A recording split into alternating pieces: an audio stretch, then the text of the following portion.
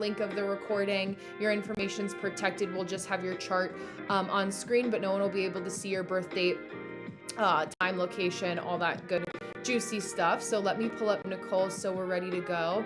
And we will start with Nicole first as we're chatting and for the next like 4 minutes or so. So there is Amanda, and then where's Nicole?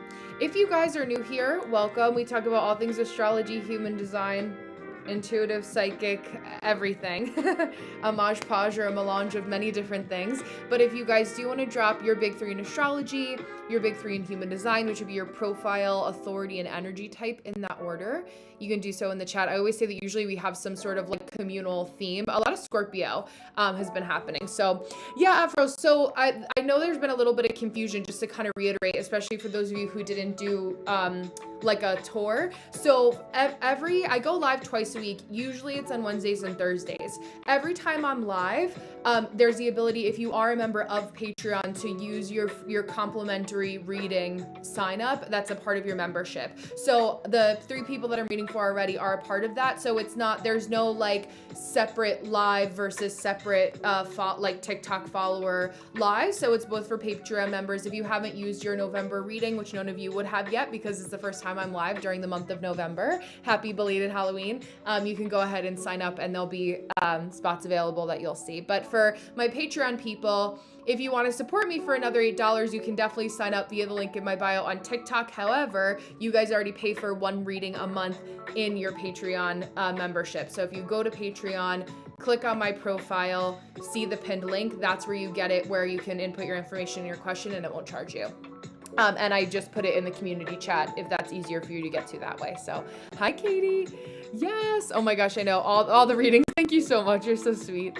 But yeah, it's been such a mixed bag for everyone. Yeah, AJ hates it because he wants to solve it, but we just have to be in it. Yes, and that is so like coming off of the Aries moon, and so much of what has been coming up is that impatience, and hello gorgeous, is impatience for a lot of people. Hi Allison, hi Nicole, we'll start you in 4 minutes. My other chat is on Allison. Nicole's not new here. Allison, you may be newer. I have TikTok up to my left hand side, so if you're like, where is this beautiful chat and I can't see what people are saying, that's where it's coming from. So I cross stream so that I'm also recording to YT. If you guys want to sub to me over there, you can get the recording right away. I do send an email with the link for those of you, and we'll start with Nicole in 3 minutes, and then we will have beautiful Amanda and then Ro in between, but we do have a couple spots in between for Ro, so thank you so much.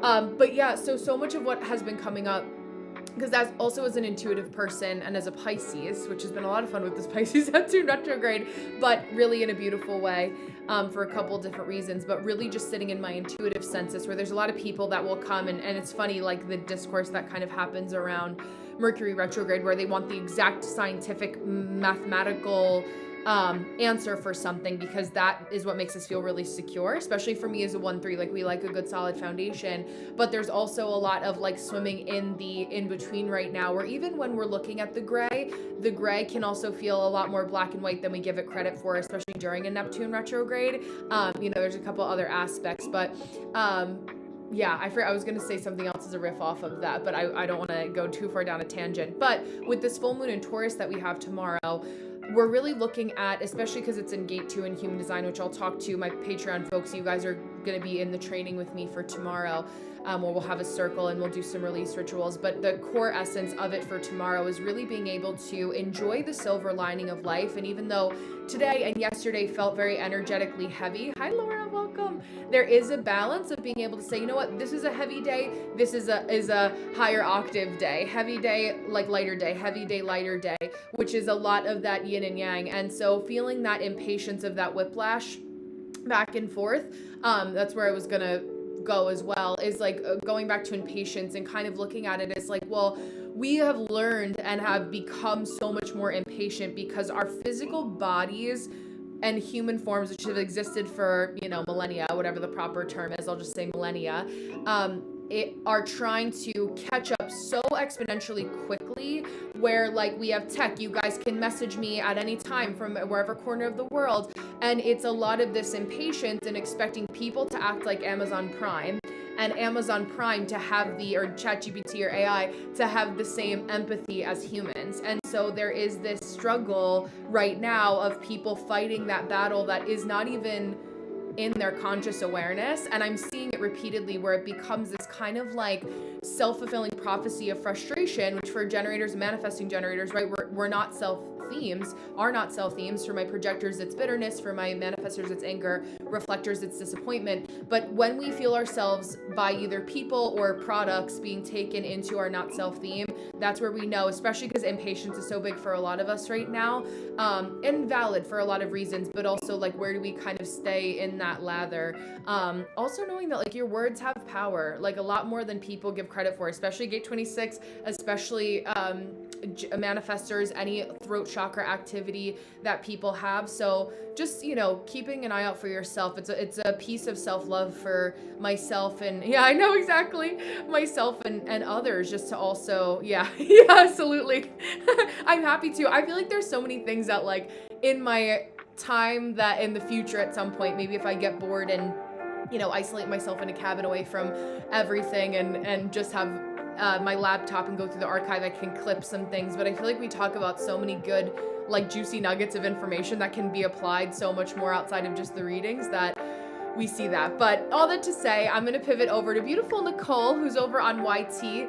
And Nicole specifically was asking about stelliums. So this is where a couple interesting things are going on when we talk about stelliums. And I, in my teacherly way, want to go and reference a couple different things. So for Nicole, yeah, the answer is yes and no as a technicality. I think yes, as an astrologer. Your question specifically is, am I reading my chart right, that I have 2 stelliums, one in Libra and one in Leo? What are the struggles and gifts of this? So we are starting officially at like 6:50 for Nicole here. And so that way I can make sure I have the timestamp. So when we're looking at stelliums, there's a couple astrologers, because people just inherently love to argue. So like, why not about astrology too? Where when we're looking at any type of natal chart placements, there are some people that will say your personal planets, which would be your sun, Mercury, your moon, your Mars, and your Venus. I kind of went out of order there, but if we're looking at your chart, it's basically the first 6 planets. If we're looking at the solar system, hi friend, the solar system, your personal planets would be your sun, your moon, your Mercury, your Venus, and your Mars in order here, right? So if you have other planets like your Pluto, let's say in Leo, I'm looking at your natal chart here at the same time. I won't be able to go back and forth just because it'll be a little complicated. But like if we're looking at your Leo, for example, you have your Mars and your moon there, but then you have your Saturn, which is an outer planet. And our Saturn tends to be a generational planet. It's like how we know as a general overview that our Saturn return is kind of people who are all around like 94 babies right now, or you go through your Saturn return the same time as other people, for you being a Saturn. In Leo specifically, as a 75 baby, you're going to see people that are born around the same time as you in 1975 are all going to have a Saturn in Leo placement. So I say, you know, I always say that I have like an Aquarius stellium because I'm Aquarius rising, Mercury, and Mars, where there are some people that are purists in astrology that'll be like, no, like that doesn't actually count. But for me, it's like the flavor is so there and so impactful that the personal planets that you do have, or the connections that they make, just add to the flavor, add to the flavor. You know, so, but you are looking at your chart correctly, where you have, if you have 3 or more placements in one sign, it does constitute a stellium, as Brenna Keeley, the astrologer, says it. So when we're looking at your Libra as well, you have your Mercury. What else do we have there? Your part of fortune, which also has to do with monetary values. And then Pluto conjunct your sun by 1 degree. So what that also, it adds to a lot of that anxiety that we talk about too, you know, with placements that have any type of Pluto, like up close and personal with the sun like that. So when we're looking at this, and when you specifically ask about like the struggles or the upswings, the upsides to it, the first thing that I'm naturally going to look at when I'm talking about a struggle is like, where is your stellium and what specific sign is it in? For you, it's Libra, right? So I always used to mix myself up. Yeah, it's both, Manda, so that will help.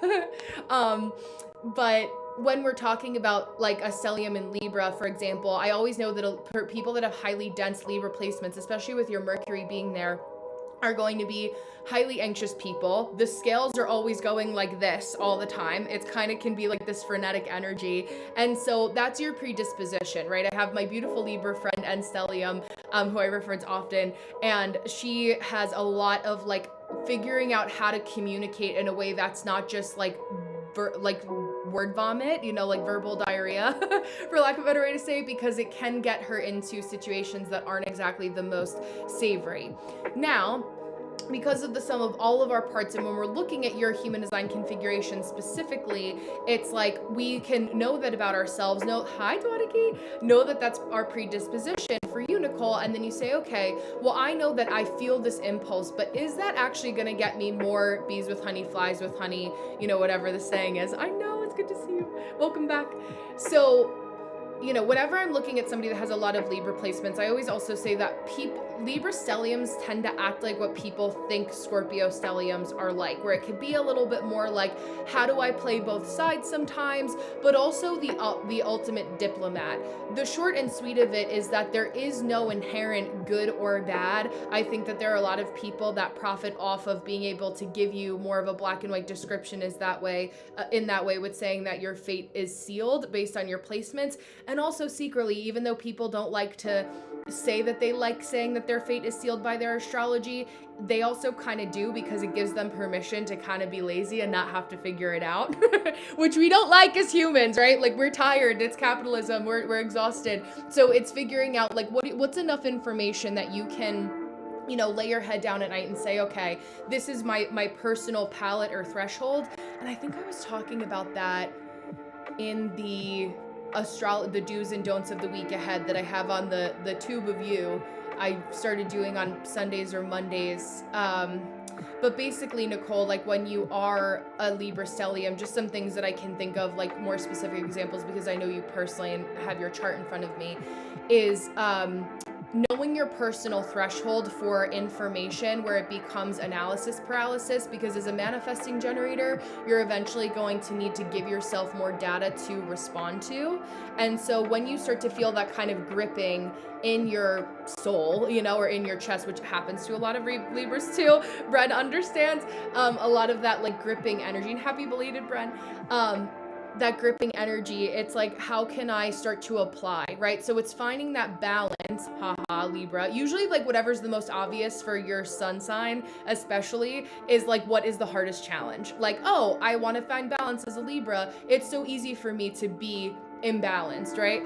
Yeah, if you have two stelliums, it can be a push and pull. Yeah, I mean, I think that I would say that that's correct, because for you though, what you also have is Leo. So what I also see there when you have your Leo stellium is that it's going to be a push and pull of a balance of like, I want recognition, but not like that. I want to be seen, but not in this way. I want this kind of press, but not all press is good press. But it feels good when people talk about me, even if they're talking badly, because I know I want attention, but not like that.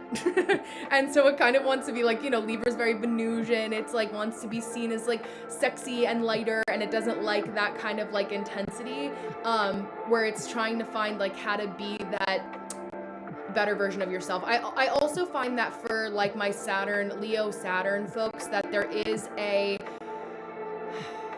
depending on how they exercise it and the balance of other placements, and especially if it's like, since for you it's an outer planet that's not conjunct any of your like your sun, for example, or your rising, even though for you in your essence it would be conjunct your moon, just like not in an exact conjunction, meaning that it's not within a 5-degree window, but it's there, it's a wide conjunction. There's a lot of room between the two of them. It's can be like really noticing where people are kind of like embarrassing and flaunting how they really want to be prophetic, like in the people that are around you, generationally speaking. Like there's a lot of people in the spiritual space that kind of are like, I don't know, it's like the right idea but the wrong execution, where they want to be spiritual leaders, but then they end up regurgitating like the same kind of like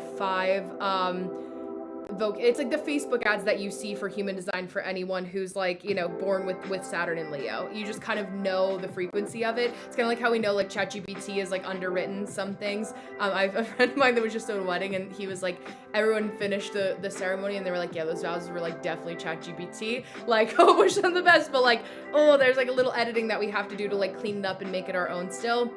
So just kind of noticing that as well. But, you know, for some of the gifts there, it's like in the higher octave of it, just to kind of, you know, end with that in mind, is that we're really looking at how can you feel empowered by your emotions, figuring out a way to intellectualize the balance and look at things objectively rather than subjectively. As a Leo moon, it can be and I know this because I'm a Scorpio moon, like our emotions can be all consuming, especially when you have an open solar plexus, when we're looking at that in your human design body graph where there's no innate buffer to having that there. So it's like that all consuming notion can be, hi Karen, thank you for the follow. Aw, hi, be your own inner truth. I love that. It can be so all-consuming that, like, I mean, I love a good Leo moon because you guys are equally as passionate, and I know you're gonna be like, fuck that, like, you're gonna be able to, like, match me in my passion, and it doesn't freak you out. But, like, for some people that don't have those placements, or, like, if you spend too much time, that's where it can imbalance the scales. But a beautiful way, like, of a good Libra sun or good Libra stellium is that you're incredibly diplomatic, that the dramatization of the Leo and wanting to be seen in the regalia, like, that kind of energy doesn't tip the scale so much in a direction that it doesn't tip, but it's like you can feel that frequency, you can feel that. I'm just 50 seconds, then I'll go over to beautiful Amanda. You can, you know, and feel that, experience it. Like for me, it's like when sometimes people will say something online in person and it gets hit like a wham, and I feel like like my fire's full of gasoline and someone has lit a match and threw it on my stomach. And from my external, because I've learned how to alchemize this in real time, I say, okay, I'm feeling a lot of things right now. I'm feeling very passionate, but I also know that like my rising, you know, my Aquarius rising, in your case, your Libra, likes decorum. We like tact. Most people don't even know what they're saying. It's like they're just reacting, and you know, and sometimes people do. Sometimes people like to be manipulative, but it's like I know how I want to show up with my integrity and decorum and ultimately my dignity, and leave that conversation in a way that makes us both feel good, which is really Venusian, very Libra. Ultimately, you teach us how to play both sides, which can be detrimental, but also like in a good way to make sure that like everyone's tended to. It's like the highest octave of like the ultimate like customer service representative, where like people, you would go down in history as being like the best diplomat ever, you know, and a great politician if you ever chose to go down that vein.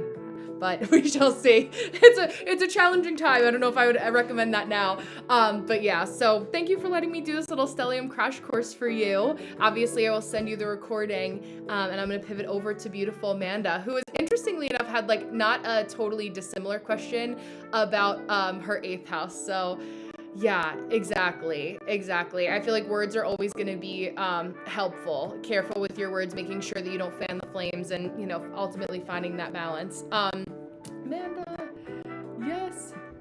What happens if we're in a country where we see them the day after? It's so funny. By show of hands, since Katie asked that, who would like if I started doing the energy of the days the day before? And so you guys could like watch them the morning of, like, if this morning you would have watched November 5th, tomorrow morning you would have watched November 6th. Like if I'm a day ahead, how does that feel for everybody? Okay. Because I actually do have a lot of folks that are in the other side of the world. So I'm like, because of my placements, yeah, I know all my projectors also. I kind of knew. It's like a leading question, but okay. I'll start doing them that way. I can start tomorrow actually, because what I'll do is I already have my talking video for tomorrow, but I also have another video, which I'll post later in the afternoon tomorrow, for the following day. My numbers are gonna get confused, a little confuzzled, but that way I'll do that. So okay, cool. Let me see, Todiki. Okay, yay, Todiki. So I have beautiful Amanda, and then I'm just a few minutes behind here, in true Yapper manifesting generator fashion.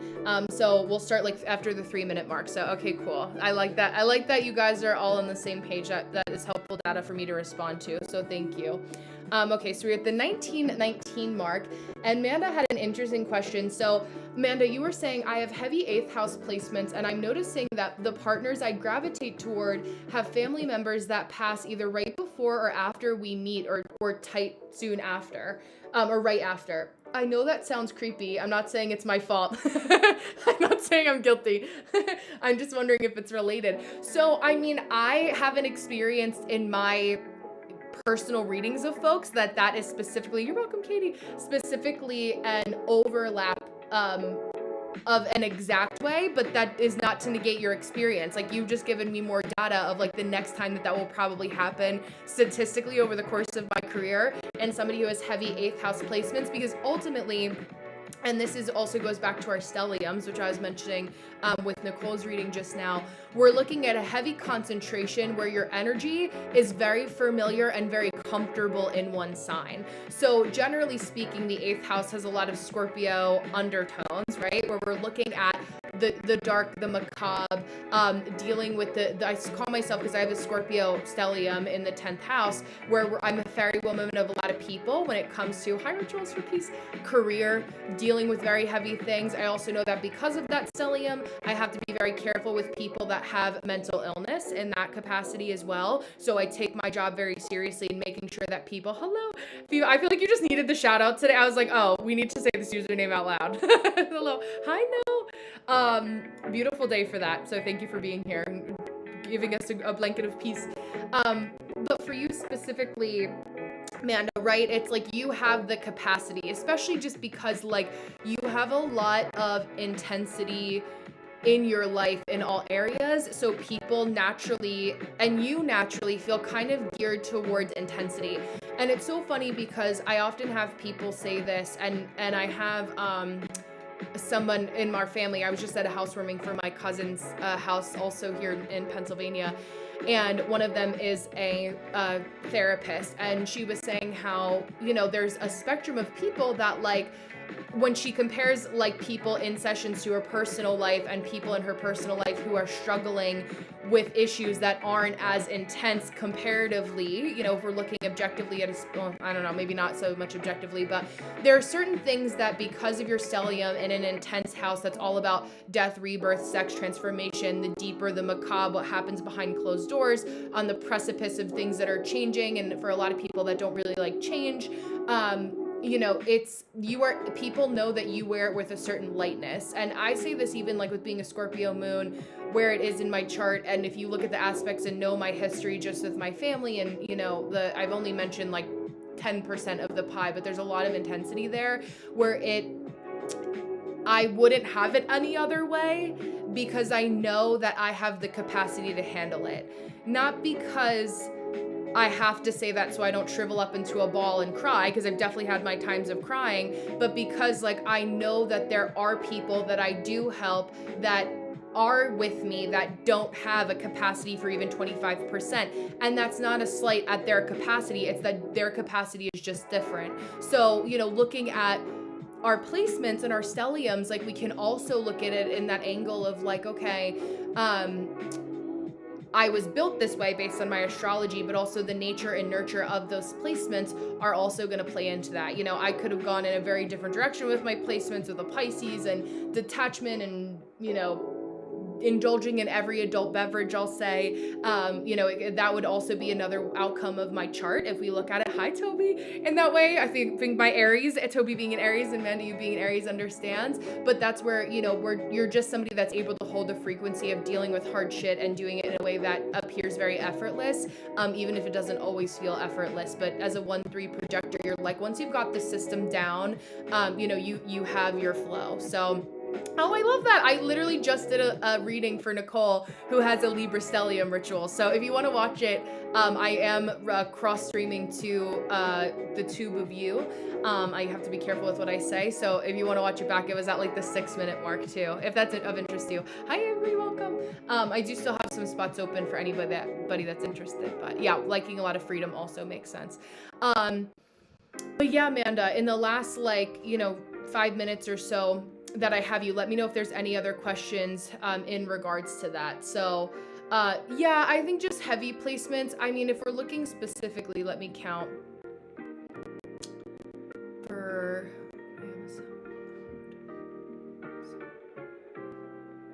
Yeah, you do. Just with your sun, your south node, and your Mercury, they're all within that window. Even though gate 3 is literally like right on that cusp of Aries and Taurus, what's also interesting is that we do have a lot of energy right there that's even making it more noticeable for you. Because gate 3 with your Chiron as well, so there goes another placement. It's an asteroid, but not technically a planet.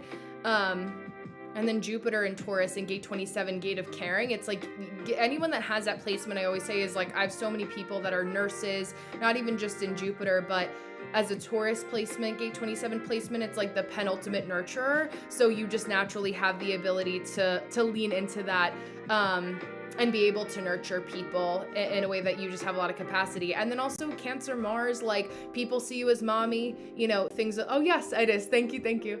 I'm just doing a paid reading for Amanda and I was a little bit late, so forgive me. I'm not ignoring you intentionally, just in case for those of you who are new that don't know the lay of the land.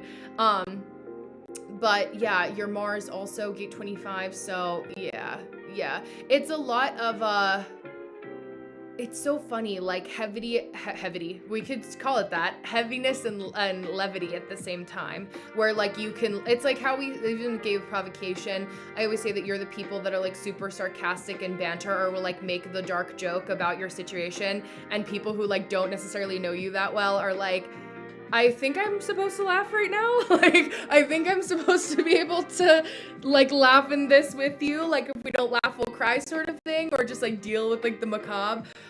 It's kind of like very dry humor a lot of times, depending. Yeah, exactly. It's like, I know that I haven't, thank you for the subscription, Rachel.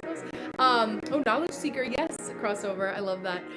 Heavy. Yeah, it's so funny as I noticed that, because my Mercury is naturally retrograde, I do that a lot where I'll combine words, because I'm just trying to shit it out. Like, that's why I talk so fast, is the word that I'm actually on is already 10 seconds behind where my brain is right now. So it's like, people are like, can you slow down? I'm like, I physically can't. I'm so sorry. Like, I wish I could, but like, if I slow down, I'm gonna forget what I'm saying, unless I'm in that kind of like zone. Like, it's just, you're either here or you're not. It's fine.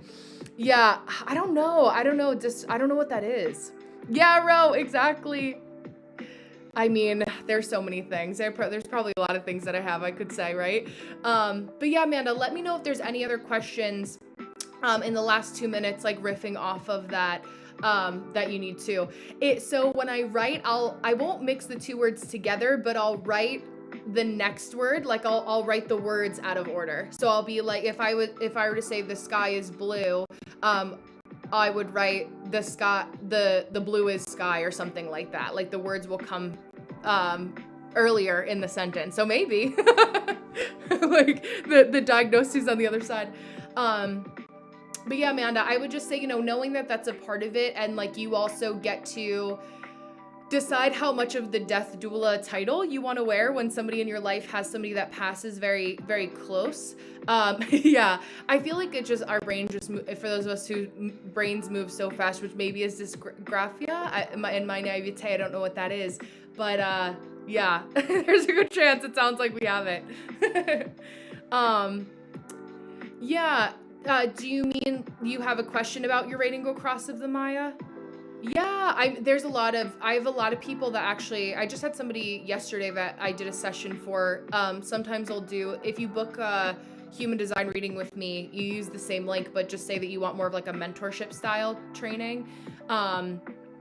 Within that alone, we were uncovering a lot of things, but a lot of doula, like, I have a lot of people that I coach in teaching them how to also do a job that is in the midst of transformativeness. So a postpartum doula has a certain cycle time where like there's only a certain amount of time that you're postpartum before there's a built-in transition phase to the next. Also, I'm Scorpio North Node, Scorpio Moon, so it tracks.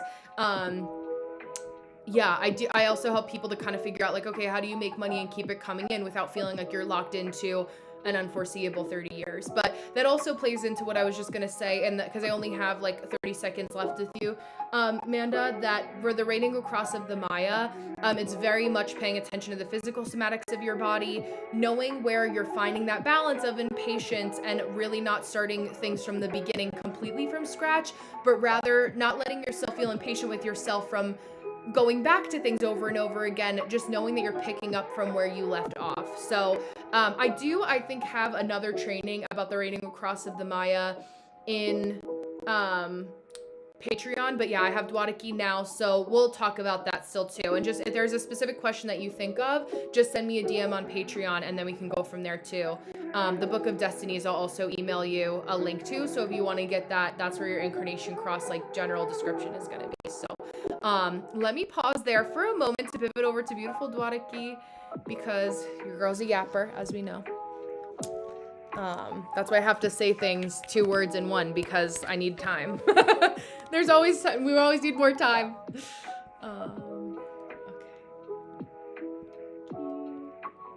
And then I'm gonna put in your chart quickly because you're down in the Rolodex. Yay.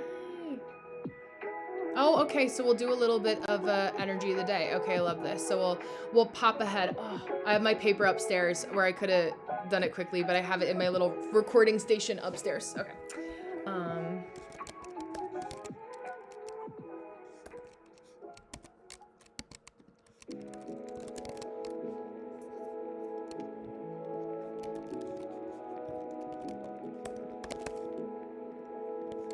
My first question would be to you, Dwadaki, about your, and let me just write down our timestamp here, so 30:54, Dwadaki. So with this job interview, is this a job that you have been going back and forth with for a while? Like, have you been interviewing with them for a while or in talks with them for a while? And if so, like, about how long?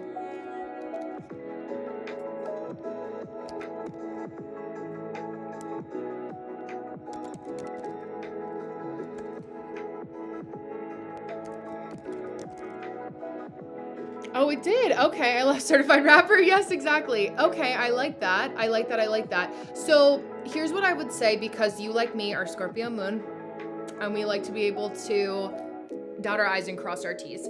A couple things. A, it's Mercury retrograde. I know, because we've talked for a while, and since your last session, that you've been thinking about transitioning out of your current position for a while. So there is that frequency of, I love that you kind of like been in this position to wait to respond, and it is a headhunter specifically that has reached out to you, because that's really good for your design. What I would do and spend time doing, which is where I see people get mucked up, especially in their corporate interviews so much, is that they don't ask specific enough questions to, I just realized I did this wrong. They don't ask specific enough questions to their headhunter or interviewer enough to be able to know, like, what's in it for you as Dwadaki, right? So there are going to be certain things, especially because we just came off of a gate 50 transit when we were transitioning from Libra season to Scorpio season, that is about our values. And so when you look at a job, right, what do you value, right? Hi, Janine. When you're talking about that from a 9-to-5 job, if you're somebody that knows eventually that you want to move out of doing a 9-to-5 job, you know, things along those lines, you want to kind of consider, like, what are the things that I'm, like, okay with, or I just know that are par for the course of doing a corporate job? And how can I ask specifically about, like, what is the person, like, what are questions that I can ask that will be able to help me read between the lines about where they actually, like, how they're actually going to be treating me. If you are in a position where you're actually have a little bit of ability to, Dwadaki, where are you now? What's the location that you're in now? Because I want to look at it for the location of where you're living. Because I know I have your birthplace here, but I didn't know if that's where you are in the world at this moment in time. Toronto. Okay, yes. I was like, I feel like we did not. You've been moving around. There we go. Okay. Yeah, and the job. Oh, I love that. Okay. Would you be, now this leads me to another question for you, is would you be like hybrid remote? Is that something that is an option? Is that something that you are interested in? Hi, Chelsea.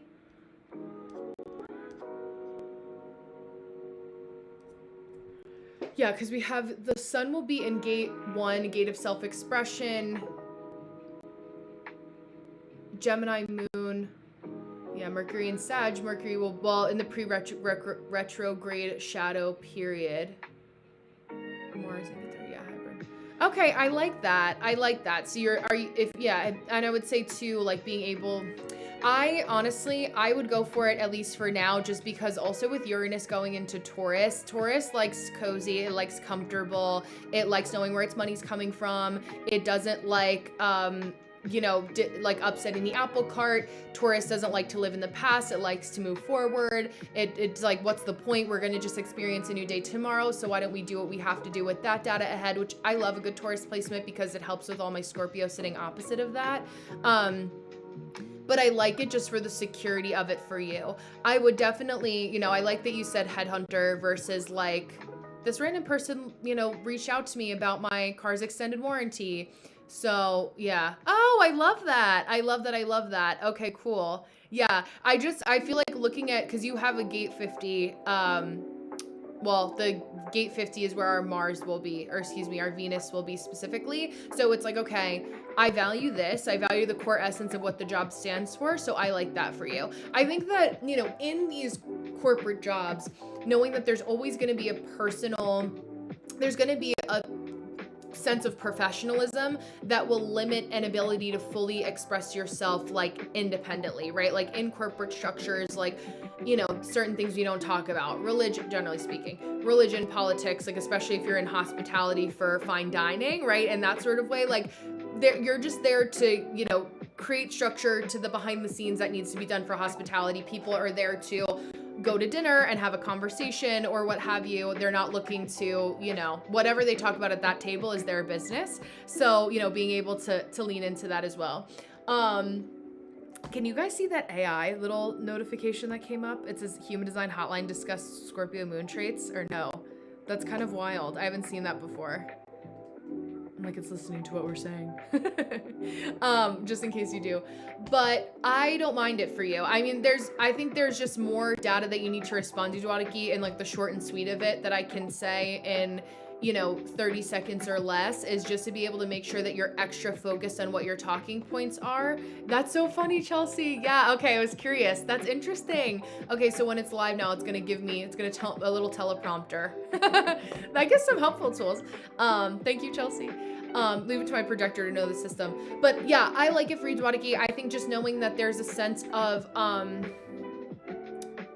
dotting your I's and crossing your T's and know how to give them what they're looking for. Like what's the languaging, what's the type of languaging that they use in their marketing, what are less is always going to be more during a Mercury retrograde pre-shadow period interview.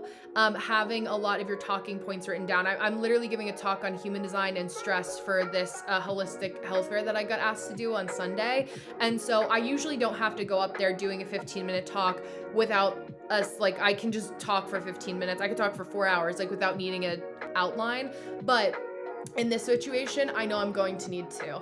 It's like the energies at play are not going to be conducive to just kind of riffing it, even if you are a really strong interview candidate. So planning your questions, knowing that even though your predisposition is going to be chatty, just because of Mercury in Sag, things along those lines, I would know that this is the first interview, right? It could be the last, but I think also being aware of how you feel and that you're also, especially gate 34, our Mars placement there, you're also interviewing the company too. Especially if you're comfortable in your current position enough in some capacity. Yeah, okay, I like that. So you can kind of work out the details, which is also what our Jupiter in gate 62 of Cancer is also going to really like. So, I think the best course of action is that with the placements in mind, it's going to give you normal pre-interview jitters, but the more that you write down and plan for what you think the questions are going to be, using something like Glassdoor, I think that's available worldwide, but looking at what other people have said that their initial interview questions are, and usually first interview questions tend to be generally the same. Also remembering to write down the question or the answer to the question of why do you also want to work there? Even though they reached out to you, they also like to hear answers to that question too. So there's nothing that is like telling me like you're definitely not going to get the job and the building is going to explode and burst into flames like when you walk in there. There's like nothing like cataclysmic like that that's happening, but just a little bit of like our north node is in gate 63 now in the sixth line in human design, which is like a very like can be very insecure. I'm doubting a lot of this. Yeah, I know. It's Mercury retrograde. We got to charge our stuff. I know. I was like, my computer is about to die. So I was like, oh, I'm glad I saw this right now. So I'm right there with you, Afro. But that's where we're noticing, yeah, like being able to focus on that. Also, Mercury in Sagittarius in gate 9 is the gate of focus. So like when you're going too far down the rabbit hole on hyper focusing on one answer in particular, look at where you can stop yourself from being like, and then I did this and then I did that. Like give some time for like wiggle room and go a little bit slower than you think that you need to. For an interview, you know, and something like that. It's the same thing I'm going to be prepping for this talk on Sunday, where I'm like, I know that the audience that I'm speaking to is like, doesn't know me, even if they know a little bit about human design. So like the way that we're doing the kind of like first impressions mean everything, especially during these transits too. Post full moon in Taurus, we're going to really want to stay in like our Venusian elements. I would also try your outfit on already, pick it if you haven't picked it out already, so that you're not worrying about tags, you're not putting it on the morning of your interview and then something is physically just like uncomfortable and you're like, oh, I thought these pants fit, now the pants don't fit. I thought I had these tights that I could wear and now there's a hole in them. Work out all those things now to be able to make sure that you've set yourself up for success, to think about what you want your makeup to be, what you want your hair to be like. Those are things that you don't want to be doing or thinking of. Me too. Literally me too. Those are things that you don't want to be thinking of like the morning of. Hi CSR, hi Carol. The morning of your interview. So, you know, just some more things to kind of focus on to make sure that, you know, you're setting yourself up for success, but I'm not worried about this too. So yeah, okay, perfect. So A plus in my book, especially as a beautiful Taurus rising, like you're going to want to figure out all the Venus things, all the Venusian things. And then I think just making sure that like, you know, are there like giant beliefs of that company that are totally against like what you value and appreciate? And is that going to be like dysregulating to you, to your nervous system, that prevents an ability for you to be able to carry on with your day-to-day, you know, in any capacity. So yeah, but I'm excited for you. Yeah, I've done that before. I'm like, if I haven't worn, excuse me, an outfit. Yeah, exactly. I literally I got these like faux crocodile skin like red boots for the talk, and then this like sleeveless mock neck dress from Gap that was like on sale. I was like, I just knew kind of like what I wanted the vibe to be, so I like ordered it like 2 weeks ago, and then I already ordered, I have another event that's happening on the Friday after that, so I was like, what can I just wear that I kind of is working with what I got? But yeah, and just adding new pieces. I feel like also when like Venus is in Libra, thank you so much. Yeah, I definitely leaned on my astrology for that too. I have a little bit of the light blue, and then I want you guys to feel cozy when you're in my room. Oh, hi Chile, welcome Night Talker. I love that, Night Talker, very much so. But yeah, so I'm excited for you. Let me know. We have 3 minutes before I pivot over to Ro also, who also, Ro, like you asked such an amazing question, and I was so glad that I got it ahead of time so I could like walk through it in a way that doesn't feel like I'm dragging your head around in 8 different directions, because just the way you asked your question is like you have like you're thinking deeper about the concepts of human design. So yeah, exactly. You're like, I'm also glad that you had time to think about it. Yeah, we feel that. But if there's anyone else, I'll be on for about probably have like another 4 or 5 spots. $8, 10 minutes. Link is in my bio. I send you an email, exactly, with the recordings that you can watch it back again and again. But if you subscribe to me over there too, you have it. So, oh, and I guess too, well, Dwadiki asked a little bit about the full moon. So in Patreon, we do a full moon circle release ritual. Full moons are about releasing. Although you can manifest as you're releasing too, it just depends on like how much do we got to let go of. But I do that for the full moon in Taurus, and then I sit separately, like just to kind of do my own you know, like grounding in the energy, even if it's just 30 seconds to kind of be like, okay, outside of teaching mode where I'm being perceived, like, what am I doing? That's always helpful for everyone to do that too. Yes, exactly. I'm so excited. I know. It's going to be so fun. I'm looking forward to it. And I record them. So that'll be the short and sweet of what we're doing. But being able, yeah, the way I've been purging in every sense of the word with this full moon. I know, I was laughing at you in a good way, with you, I should say, looking at what you had posted or commented about, like, like all the random things that you're sorting through. It's very much like that. My husband we had a ceiling fan in our spare bathroom, or our bathroom that like went, and what could have been like we were like, oh, it'll take an hour. He literally was in the ceiling for 7 hours today. So it was like that kind of stuff, like however much time you think you need, multiply it by 4, or in his case 7, to have that. So yeah, I love that. Breaking out, I know. I had a little right here too, a little pimple. The pimple patches are amazing. Yeah, Dwarki, you'll be amazing. Good luck. Break a leg, you'll be amazing.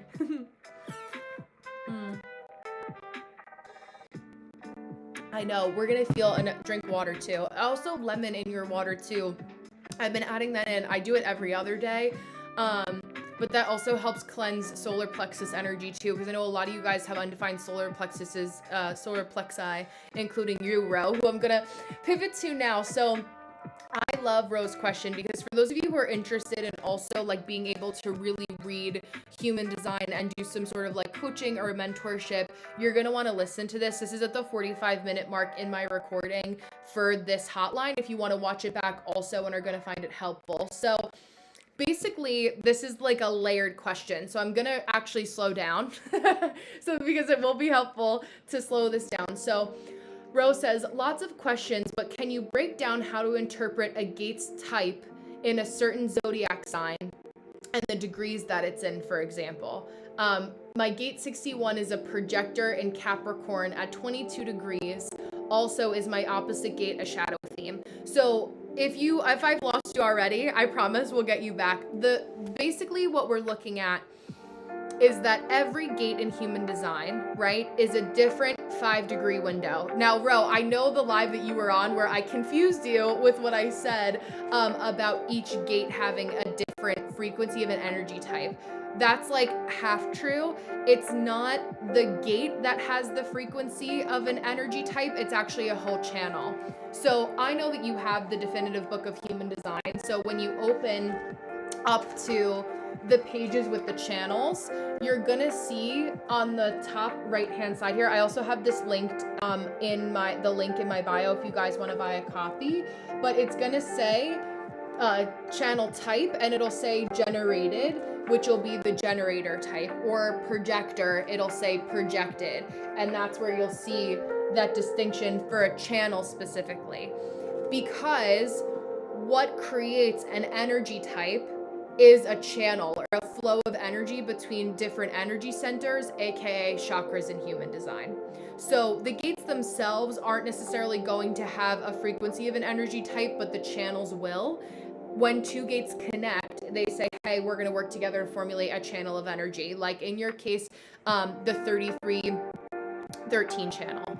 So yeah, so that's where we kind of get that vibe. Now, what you also, I sent you the little like picture. Hi, sweet pea. My little furry baby. But what you'll also see in the book, this is on page, well, it's not even on a page number, it's just the introduction. This is what we're looking at when we are looking at what's called the Rave Mandala. And this is how we know what specific gates are under the influence or are flavored by a certain zodiac sign. So you'll see this is Aquarius here, right here, and above it are going to be the numbers of the gate specifically. Now in human design, because this is where they like to get a little tricky on us, they don't have anywhere in the book of human design or I don't even remember any training that they gave me specifically where they have the specific degree windows. So I've just started putting them together, and that's why I'm doing my gates and channel series on YT, because I'm in each video when I'm doing the gate deep dive, I'm telling you the degrees of the placements.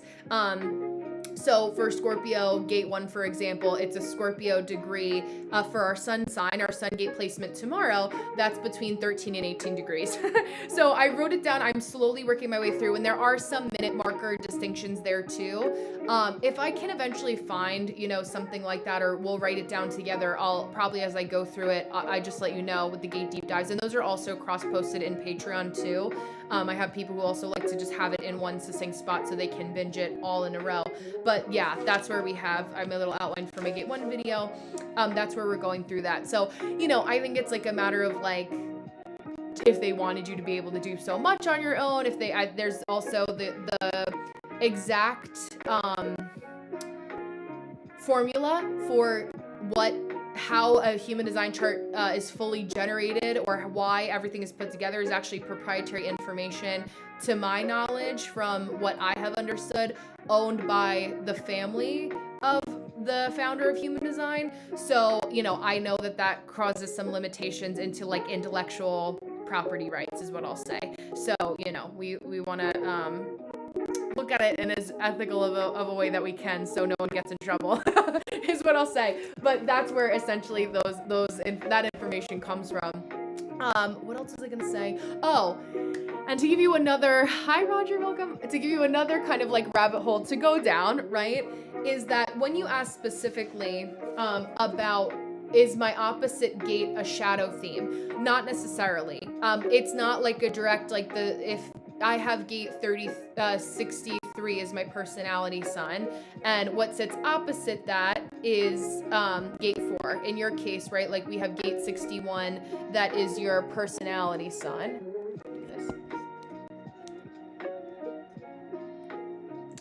And so is gate 24, basically you would be asking, like, is gate 24 a shadow theme?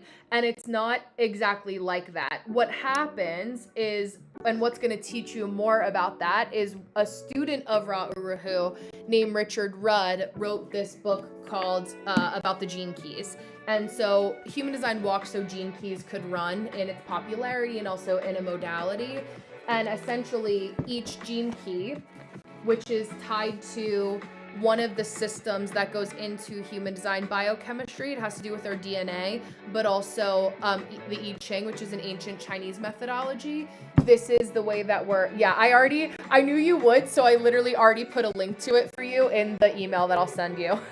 So you'll have it ready to go. I was like already predicting the future a little bit, 3 steps ahead, to make it easy. But basically what it tells you here, and this is like another way, yeah, of course, this is another way to be able to understand each of the human design archetypes. This is what you're going to be looking at, Ro, for what you were asking me. So what it tells us, like, we'll just use gate 19 as an example, which is actually your south node. So maybe start with that because it would be interesting to see.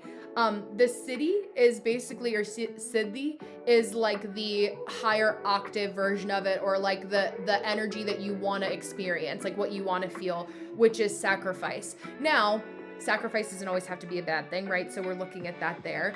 Your gift, or another big like penultimate gift of this gate placement, is sensitivity, but the shadow of it, which it literally tells you, is codependence, which you can think about, like, if you're so afraid of sacrificing something and its gift is sensitivity, you could see naturally how that leads to a sense of codependence. So it kind of is like, okay, if you're looking at the general buzzword, even without the shadow, you can see it. Yeah, exactly. Exactly. It's like, oh, like you can just tell that, like, also as a Cancer rising, like, you just love on your people so hard that it's like, I feel like you probably have a lot of like chosen family around you for that reason, where it's like, oh, like, it makes it even more challenging because you are so sensitive that it's like codependence, but maybe not everyone. Yeah, I just because self-aware. Yes, I just became self-aware of my codependent habits. And I think, like, sometimes we don't even know that we have them, because if that's like a survival skill for how you grew up, you're like, no, this is just like normal. Like, what do you mean? Like that Jennifer Lawrence meme. What do you mean? We can see that kind of come through too. So let me just see. Oh, Afro, yay. Okay, cool. I have Afro that'll be at 9:10. So we see that kind of coming through. Yeah, along with the 49th and 55th, or Gene Keys, Gates shadows. The 19th shadow is perhaps the most topical shadow of our current age. We are living through a time of unprecedented global change, and which is mutation. This mutation is on many different levels, from the most physical to the most spiritual. To truly capture the essence of what's occurring to humanity, one needs to look not so much at the spiritual dimension, but at the opposite end of the spectrum, which is the biogenetic. The mind of a man is steeped in casualty. Casuality. As long as we recognize a cause, we believe. As long as we recognize a cause, we believe there is a purpose. There's some other things it'll say, but it gets a little bit into like the biochemical aspects of it. Yeah, and then I love because it also has like the repressive and reactive nature. So gate 19, and again, this is your south node. It can come up as needy, or reactive nature can also be isolated. I am a gate 19 Aquarius rising, so I present as very isolated to a lot of people because I'm like, I am with people all the time, but when people don't see me with them specifically, their assumption is that I am not with anybody. So it's like, I have a lot of people that'll be like, did you see me? Did you answer this? Like, where are you? Because it's like out of sight is like, they think that if I'm out of sight, I'm out of their mind, where they don't know that my mind is with somebody else. Because like, yes, this is my full-time job, so I am meeting with people almost every single day. I'm making videos, like there's a flow here. So it's like having now understanding that about my frequency and pushing that out as a rising sign, it helps so much, because you can kind of say like, oh, okay, well, I also have more grace for like how people are perceiving me, because I know that like their perception is that I'm isolated, or like if I'm not actually seen online, or they don't see me making videos or something like that, then there's this assumption that like I'm just kind of like sitting on the couch eating bonbons, you know, or just like not kind of like bucking around, because again, they want Brenna Prime. That's like a huge theme, is like Brenna Prime being able to have that you know, immediacy to connection, which isn't sustainable for anyone, and nor is it true inherently. So, you know, just kind of paying attention to that. But yeah, I would say, and even starting off with what I had said too, yeah, I know, I'm so excited, which will literally be here before we know it. I'm like, we'll already be in January talking about like New Year's stuff, and it'll be your birthday. And then it's like, time just feels like it's going so quickly. But also looking at gate 61, in human design, because that's the type of Capricorn sun that you are, right? That is where, when we look at neutrinos, it's the 70% of the neutrinos, the subatomic particle that your DNA intakes from the sun at your time of birth in January, mid-January. That is why it makes your sun gate so potent. And it's the first gate of your incarnation cross. So like, once you know all the little bits and pieces, you're and I think you're already picking up on it too. You're like, oh, this is a micro piece, but the micro actually is like, there's bigger themes here of understanding the macro. So it's like, the more detailed we get, we realize like, oh, this actually sounds a lot like this gate placement. Oh, and I just noticed your south node is conjunct your Mars too. So your Mars is in gate 19 Aquarius Mars. Yeah, okay, yeah, you're like me in that way too. But yeah, we'll notice that it is really interesting. And I like it because basically like the gene keys is just another way to understand human design in a different way. But I think it's funny, like, where some people will be like, I, you know, forget human design because I found gene keys. And I'm like, well, they kind of are the same thing in a different way. You know, it just depends on like, do you want to be more like pseudo-scientifical or scientific, or and looking at biochemistry, or do you want to look at it more so through the veins of like self-actualization and that kind of vibe? So it's interesting to kind of see that balance. But yeah, I'm excited. So we have a little bit of time before beautiful Astro, in case anyone, or Afro, it's so funny I keep doing that. So if anyone wants to ask any questions in the chat, you have any questions in between, let me know, and I'm going to bring up Afro's chart in the interim. There are like 1 or 2 spots that should be open in between, in case anyone wants to snag a spot in the middle. But I will bring up Afro's chart here just so we have it. Yeah, it's so good. And then there's also each of the gene keys or gates in human design has a different godhead associated with it. So for example, the godhead or the goddess, basically like a god or godhead that's associated with gate 19 is the keepers and the guardian of the wheel. Some of them don't really have like Mitra. Like there's a couple different what's the word, like, it's a little harder to get information about the Godhead. That's like gate 22. That's a Pisces gate placement. There's 16 different Godheads, but it's interesting to see how that kind of can play into those of you who like to, yeah, Keepers of the Wheel is also the same for gate 61. And then it talks about the programming partner, which would actually be the true complementary placement to it from a hexagram I Ching biochemical aspect of it. And this is where it also talks about like the physiology. So gate 62 connected to the throat. How many people, now that Jupiter is in gate 62 in Cancer, stuff with the throat. So yeah, absolutely. Just let me know when you're ready, Afro. That sounds good. But yeah, a lot of people having strep right now. So any other books? I think you may also like the I Ching Oracle one. This also is helpful because, again, this also 6464. This is the OG of where it actually comes from, by Venable Wen. This I got in a metaphysical, yeah, of course, in a metaphysical bookstore. So this could also be an option.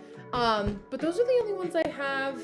You know, obviously this one you got to, I feel like you don't really need that much more than that. Other than that, you can kind of just supplement. You can kind of just supplement on like videos. Like after I read those books for me personally, I've done like a couple trainings or something like that online, but I just kind of found that the trainings that I did were a little bit, I was kind of upset when I left because I was like, this is so much of a bastardization, if I be so bold to say it, of like the core essence of the meaning, which like as a 1-3, like I want to know the actual like good solid foundational meaning. And I feel like when it kind of becomes like, when too many people start to write about human design, it can become a little bit of a bastardization of like, oh, you're writing from this person's training rather than like someone who studied actual text. Like I did a lot of studying with Ra Uru, not with him specifically, but his school, his vocabulary, his YouTube videos, and then I was like, oh, okay, this is actually what he's trying to say in a way that people can understand, and it's not like, let's watch this white dude talk for 8 hours about like adding in all of his personal stories that like frankly don't really add anything. So it's like, how does that, like, and I think too, ultimately what makes you really good, hi Bobby, is practice, right? So like anybody that you can practice on that's willing to give you their birth date, time, and information, that's what you want to be able to do to move forward in that way, to just get really good at it. And then that's where like I can bounce around pretty easy and know just like the frequencies, because like I just have so much committed to memory. So yeah, they're helpful. Yeah, learning the history makes it more personal, 100%. Because you're like, oh, I see how like your channel or your gate of aloneness, your gate 40, like your experience with aloneness and where Virgo is in your natal chart is going to be so different than what my experience with gate 40 is, right? Like depending on where it sits in your human design body graph too. And then just starting to like be like, okay, there's oh yeah, congratulations. Oh, I love that, is Cancer. I was saying too, there's a woman who is a Cancer rising that is in South Jersey, and she has a place that's across the street from one of my friend and colleagues, Drew, who has the first zero proof bottle shop in New Jersey. And I was saying like you should call like your event calendar the spiritual buffet. And so I don't know if she used it or not, but it's like that kind of like, come to the spiritual buffet. Like, do you need Reiki? Do you need human design? And what is kind of like the 2-name title that you can give yourself, where like within it, even for me, like there are sometimes I'm doing a human design session for somebody, and then we talk a lot about death and that kind of stuff, and then it ends up kind of ending in a psychic reading, and that's where you can move within the practice to be creative, but at least give yourself like a 2-title descriptor so people know the general initial gist of what they're getting. And that's just like with the artist manager vein in me, it's like making it simple 101. Yeah, more holistic practices, absolutely. I mean, I feel like there's so many that are so interesting, like, and always being somebody who continuously is learning is always going to be putting you at the advantage of anybody, right? That's so good, because we're definitely not one time.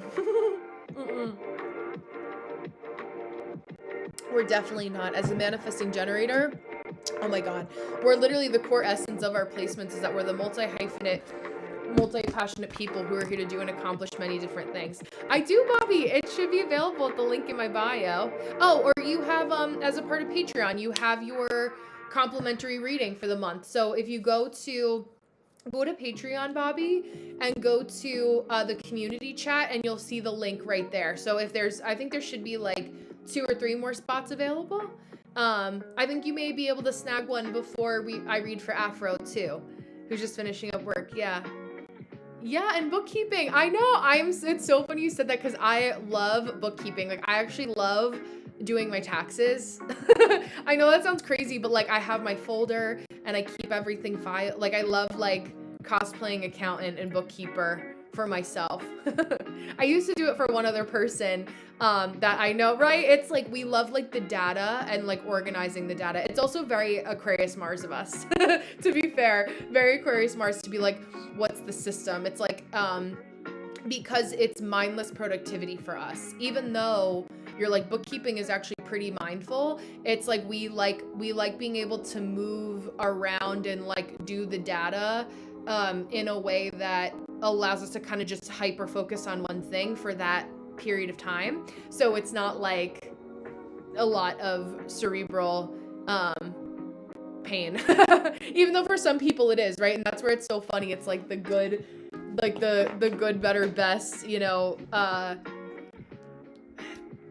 enactions of that, I guess would be the proper term. But I love that. That's so funny. I actually just sent a bunch of receipts back too, which is so funny. I was just looking at that. And now that time is fast approaching, which like now is the time to start to get all of that stuff in order, which is kind of crazy. But yeah, so, but yeah, let me know if I'll look for out for Bobby's booking. But if you guys have any questions in the meantime, let me know. Let me actually, while I am here, I will get the link for the I Ching book for you, Ro, as well.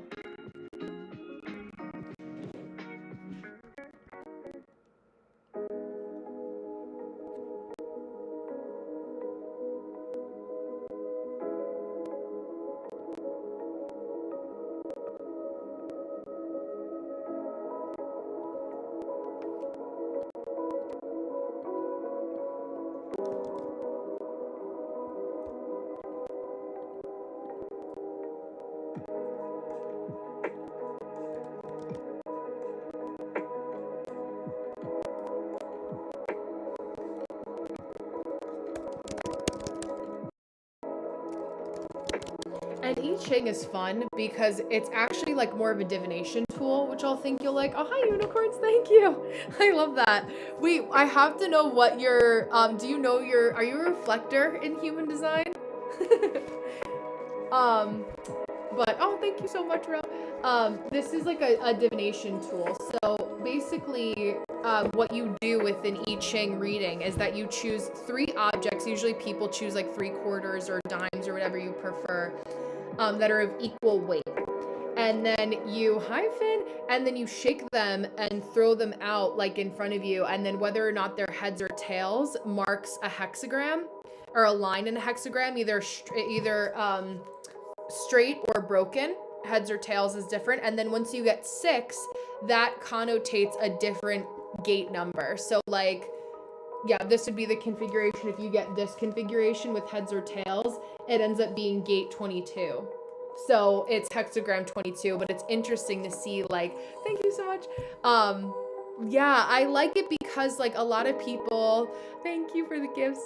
A lot of people, problem initially with human design, which I get at face value. Like if I didn't know or do research, because it's already complicated to understand. So like at face value, you're like, this does kind of seem like this white guy took all these systems and like ancient practices and put them together in a way that like doesn't give credit to the system, but it's all listed like what all the systems are. And like I find that learning more about each individual system that goes into human design is actually what informs like the work even more so. And there was no like rewriting over of like the actual core essence of any of those practices that I've ever found. So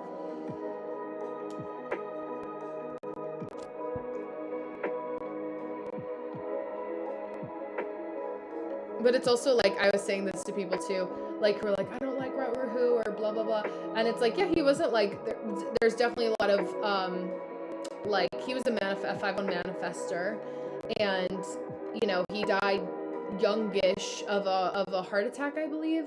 And so, you know, in theory, if he learned his design, you know, or lived his design more appropriately, like, would he have lived longer and all that kind of stuff. But, I feel like it's like, I may not like the full practices of the people who built this table, but like the table still functions as a table. So that kind of thing.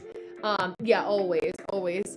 No, Bobby, you could just general reading, whatever you feel, if there's anything that's on your heart. Yeah, it is. I love it.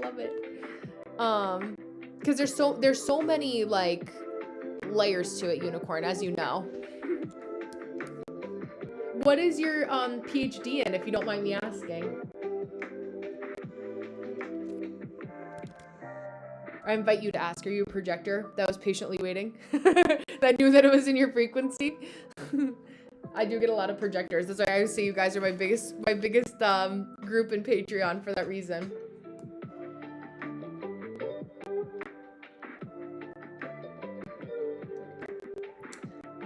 So that is there. Oh wow, the slow pace of the tech tonight is insane. Oh yeah, oh see, okay, my first guess, I'm glad I got it. First guess, there's a reflector. I'm like, anyone that has like a unicorns are real, that was my first guess. So hi Finn, I love that. And I'm a 1-3 as well. I always say that we're the forever students, that like if we could go back to school, or if we want to go back to school again and again, for 100 years, we would keep learning. If school was free, I would be going forever, which technically I always am, right? Where I'm just not in a classroom, the school of life. Yay, Bobby. Okay, perfect. I'm so glad this worked out so well. So Bobby, I will pivot to in 5 minutes. Let me bring up beautiful Bobby's chart. Yeah, I love it. Let's see.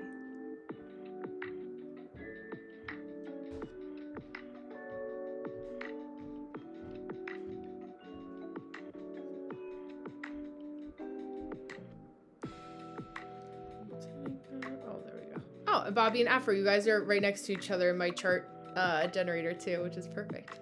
Cool.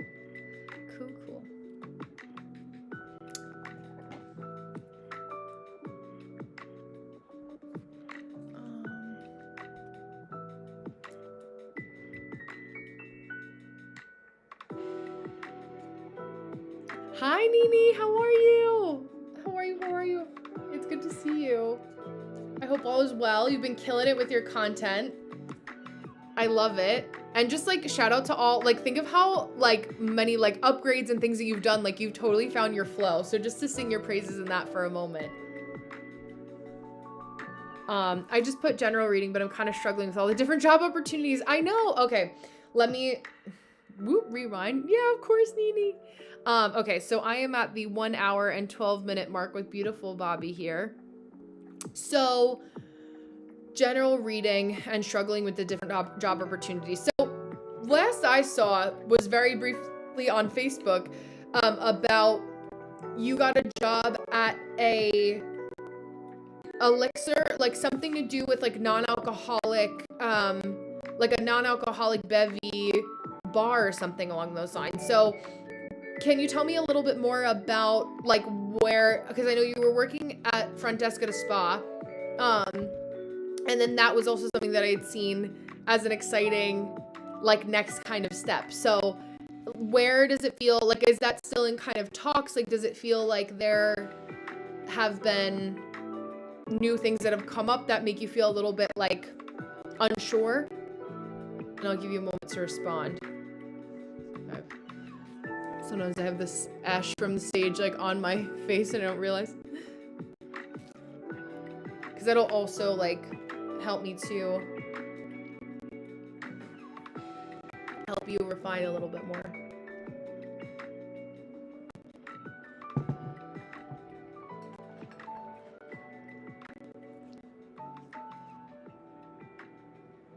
And I know you have an open throat, so I'm sorry for putting you on the spot a bit. Whatever you feel, don't feel like you have to struggle to put everything in one comment, because I know it limits you to like 140 characters or something. Hi, Harm. 140 characters or something like that too. Okay. Yeah, I listen, I used to work front desk at a spa too, and it was also toxic. It was horrible. I did not like it at all. Um, because it's also like it could get very catty very quickly, and like the system just doesn't work. I also like that for the bar elixir bar, that you can get up and move around a little bit. Yeah, I'm just doing a paid reading for Bobby, but the short and sweet of it is that it's called The Birth of Venus by Botticelli. Botticelli, and it's a fresco. It's an Italian Renaissance painting, so you can get like this is a copy of the original. I did not extract the fresco from Italy and pay for that to be on my wall in Pennsylvania, but that's the short and sweet of it. But just to get back to beautiful Bobby, thank you for asking. But with that being said, Bobby, so you already know in your projector wisdom that like you're seeing that the spa is not working for you, and the elixir bar is part-time. I think that part of like just in, you know, it's going to be 5 years that we know each other already, which is so crazy. Yeah, and I think honestly, Bobby, they probably see that you're welcome, gorgeous. They probably see that you are somebody that they can easily give more responsibility to. Just because you can doesn't mean you should. And ultimately, as a projector, you want to take that bird's eye view to really look at this job objectively and say, well, how does this really play into my longer term goals of what I know is going to make me feel more satisfied for whatever it is that you know the kind of like end game is. Like as a projector, generally speaking, especially because like just to acknowledge in the last 5 years, like being with Bill and buying your home, you know, being in your home and making a home, like there is so much that even without us talking, because I've been through my own metamorphosis in that as well, like there's so much emotional weight that comes with like when you actually do those things and then you compare it to what you weren't given as a child. There's a lot of emotional density that comes with that. So give yourself like the ability to just kind of say, you know what, like I fought like hell to get here, and it's okay that I feel like this is kind of unclear because your nervous system is unmucking, you know, 33, 34 years of living, you know, a completely different way. And so especially with your north node is in the exalted placement of gate 38, which is the gate of the fighter, it's natural for you to have that like I will succeed, you know, I will survive, making that one of your songs, like energy. You want to be strategic about like, is this fight of like fighting for the spa director position, or is this struggle like a struggle that's worth it to me? What I always say that like in entrepreneurship or 9-to-5 life, it's not about outsmarting a hard, but choosing a hard, right? For me and my placements, I knew that I was more predisposed to doing what I had to do to choose the hard of being responsible for my own paycheck. Thank you, yeah, Ivan. For my own paycheck, rather being responsible for doing doing what I had to do to stay at a 9-to-5 job. Like at the spa job, the owner was a Taurus, which like, of course, and she was like breathing down people's necks. She was like, her favorite book was the book Surrounded by Idiots, which just told you the way that she saw her staff and was very like my way or the highway. You know, it was kind of like, it was honestly embarrassing because I would watch, you know, the Taurin's neck goes out like this when they're holding on to so much because it's the bull, like just watching the neck become the same width as the head. And I don't mean that in a, yeah, like I'm not saying that to be like nasty, but just like you can see the physical somatics of like going against your what's natural in that way. And I'm like, we have this beautiful location, but it's like putting lipstick on a pig. Like the whole system, even though I love pigs, they're cute, but like the whole system is falling apart because you are not here with emotional integrity. And so, you know, I think allowing yourself to say like, if you have the capacity to work part-time at Elixir Bar and you have a conversation with your partner about that transitory state, you're basically doing the job equivalent of what you should have been allowed to do in your 20s or teens, and like 18 to like early 20s. Like, you're just experiencing it at a different time, which often happens with another beautiful Capricorn placements, heavy Saturn dominant people, that like there's some things that like your timeline just exists a little bit later in like the trial and error department. And that doesn't mean, especially as a beautiful 3-5, that there's anything wrong with that. It's just like your timing is your timing. And when you start to get yourself into the comparison trap about what other people can and can't do depending on their circumstances, or what they do and don't have compared to your circumstances, you start to cheat yourself of the very important data of saying like, well, what I'm allowed, especially full moon in Taurus and gate 2 in human design, I'm allowed to just focus on what is relevant for me right now.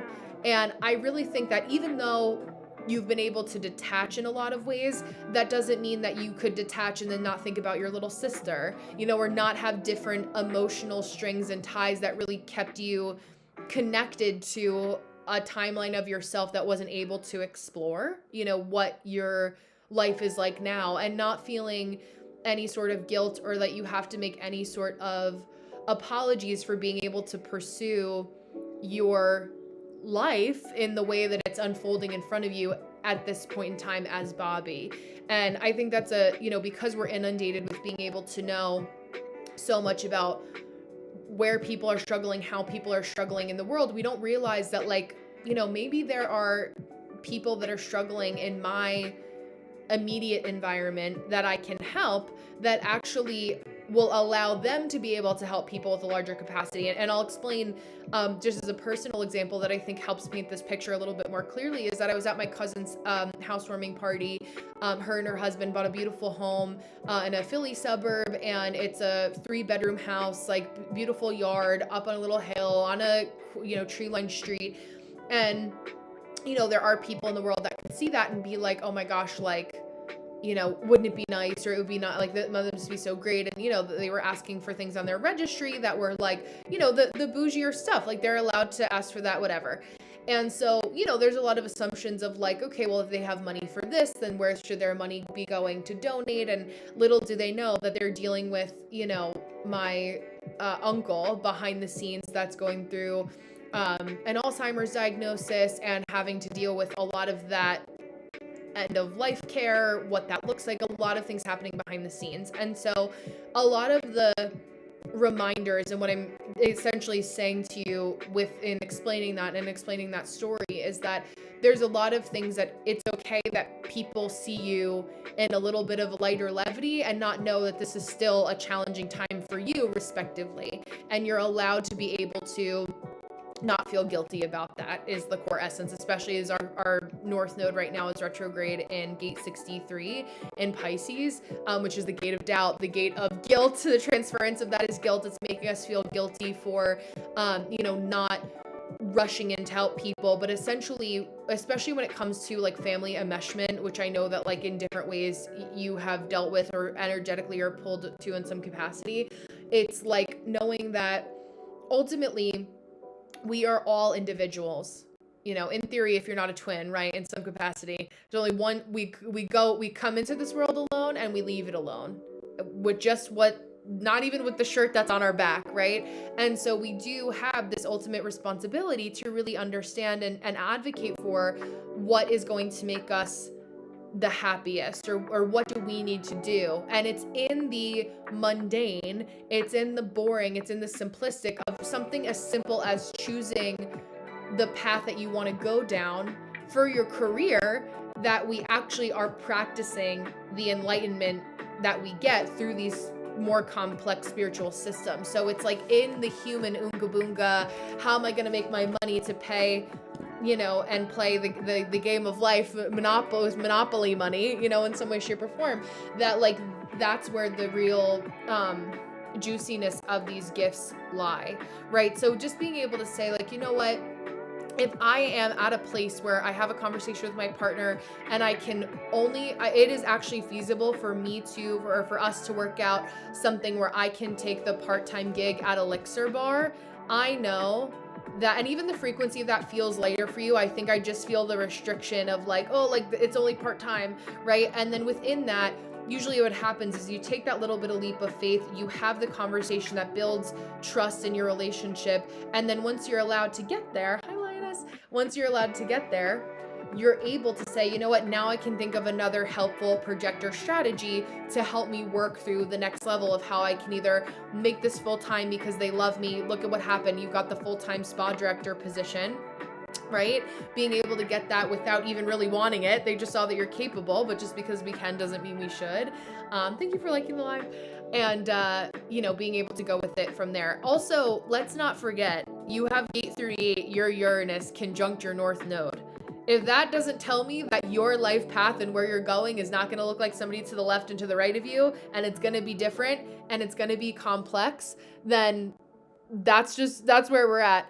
Oh, I don't know. I have good connection on my end in true Mercury retrograde fashion, but I do record these, Bobby, and you will get an email from me with the recording. So it shouldn't break up. So far on YouTube, the tube of you, it says it's okay. So even in my last little notes, we should be good. We should be good to go. I'm just about to pivot over to Afro as well. So, okay, yeah, true Mercury retrograde. It says good connection in my little green bubble, but hi, Hav. I'm not surprised. I wish I could say I was surprised, but I'm not surprised. Yeah, absolutely. I don't even remember what I said because I do a little bit of channeling when I'm reading, so I don't remember how I ended. I'm sorry to say, but I do know that I will, when I have to go into like triage mode, it takes me into a different lane that I have to like code switch, like whatever I say it. Like where am I going? But yeah, so you're allowed to choose what's good for Bobby is the short and sweet version of it. And I think there's just a little bit of like okay, I guess I'm doing this now and we're gonna figure it out, but Uranus conjunct your North Node. Your path is gonna look different from everyone to the left of you and to the right of you, and it's okay that it does look different. You don't have to explain yourself to people whose path it is not. So I will leave you with that. And then Afro, if you're here, beautiful, give me a thumbs up. I know sometimes it can, when we're at the end of work also, it's like, oh, I thought I was going to be done exactly at 9, and now I got asked, to do 18 different things before I was supposed to clock out. So, sure, yeah, you're so welcome. I mean, I feel like even like something like being a brand rep for a non-alcoholic beverage company and like being able to go to different events and get paid for the day to just like do samples, like something along those lines feels like an option.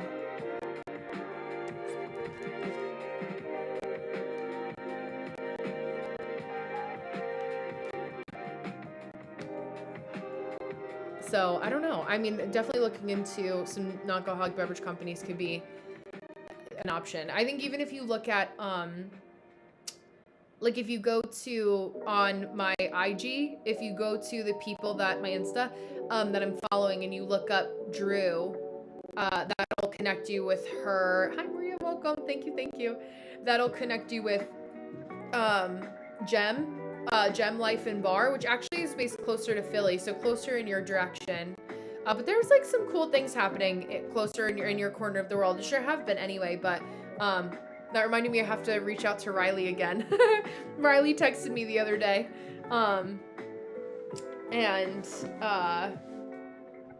Yeah, Riley's our connection, but always cool things going on in your corner of the world. But I can imagine that there's probably some more things happening when it comes to the zero proof space as well, which is nice. Hi Lorena Wellness, welcome. I know, I love her too. A fellow Aquarius moon, Leo rising, Virgo sun. Like I love Riley's big three. And so good. So good for balance. Like I love a good Aquarius moon like you, Bobby, too, who can like give me it like so straight and neutral. Like just being able to have the, what's it called?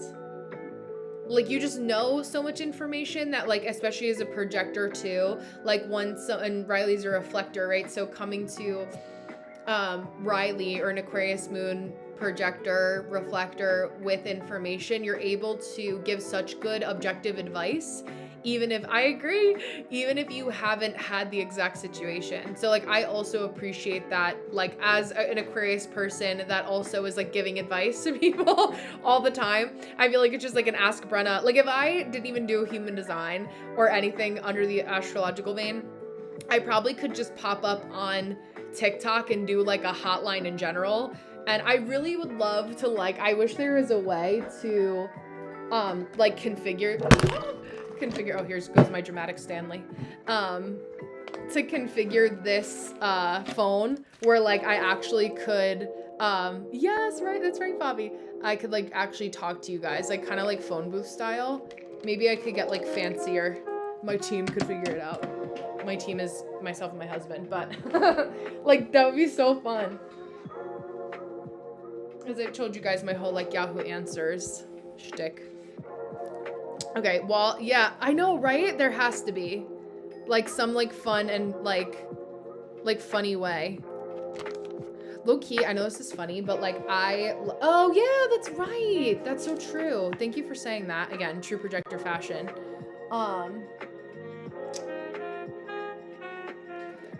But when the paper gets like wet, yeah, as Brenna, exactly, and like you write on paper after, it's like has that like texture that just is nice. It's like when you used to when you were in history class.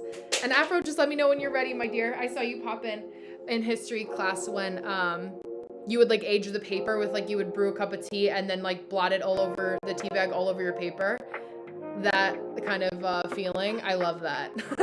I would still do that. I'm like, what's an excuse that I could do that? I should have done that for like wedding invitations or something. Oh, I actually have I have my paper towels. Let me get those.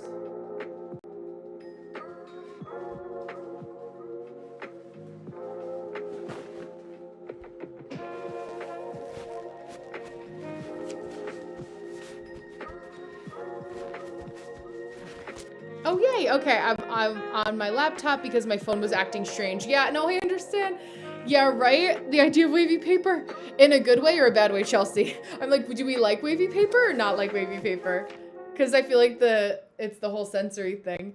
But I'm going to pause there for a moment just to pour into beautiful Afro for a spirit-led reading. So we'll tap in a little bit here.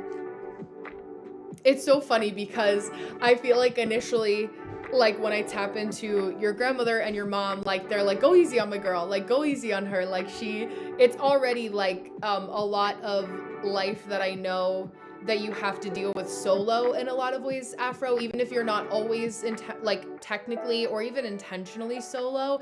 It's like you've had to learn to always be on the defensive. Hi, Sony. That like even in moments of like, I don't know, it's like I feel like it's like a raw nerve right now, right? And it's like any little thing that you feel is like off in any capacity, it's an initial defense of like what like it feels like that kind of like Aquarian electrocution, which like I have Aquarius placements too, like I know it very well. So it's like that, where can we really identify like what's like the core of that? And it can be as simple as exhaustion.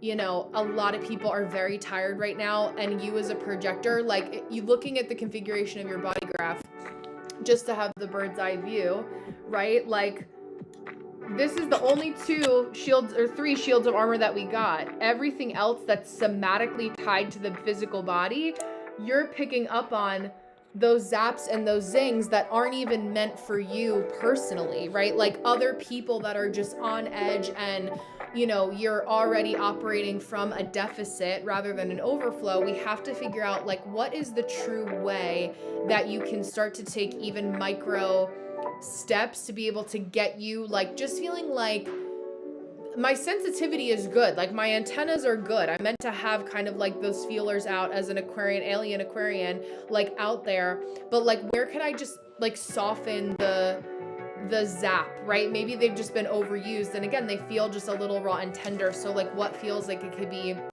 a little bit,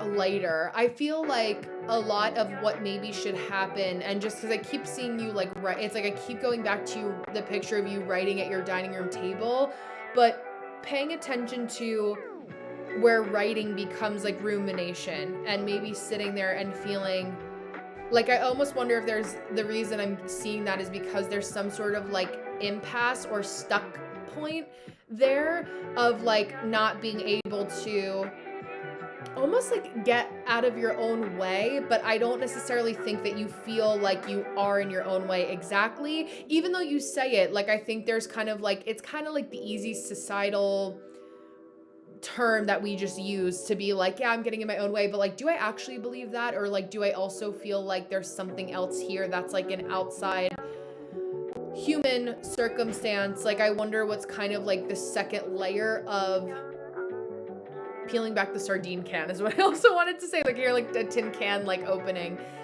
which is funny because I was like hearing the sound of like when I opened my cat's like fancy feast, like that kind of peeling back the tin can. Or like a game of telephone, like the tin cans with the string like up to your ear, if that there's a connection to that at all. Oh, sardine, she loves sardines. I love that. So just her making herself known. I love that. I love that. Just feeling like she's with you. I feel like in those moments, it's like if you just talk to them as if they're alive, they really hear you. And that being, hi, bed, that being a really beautiful way to just not feel as alone. Are you coupled? Do you have, like, are you married? Are you in a relationship at all?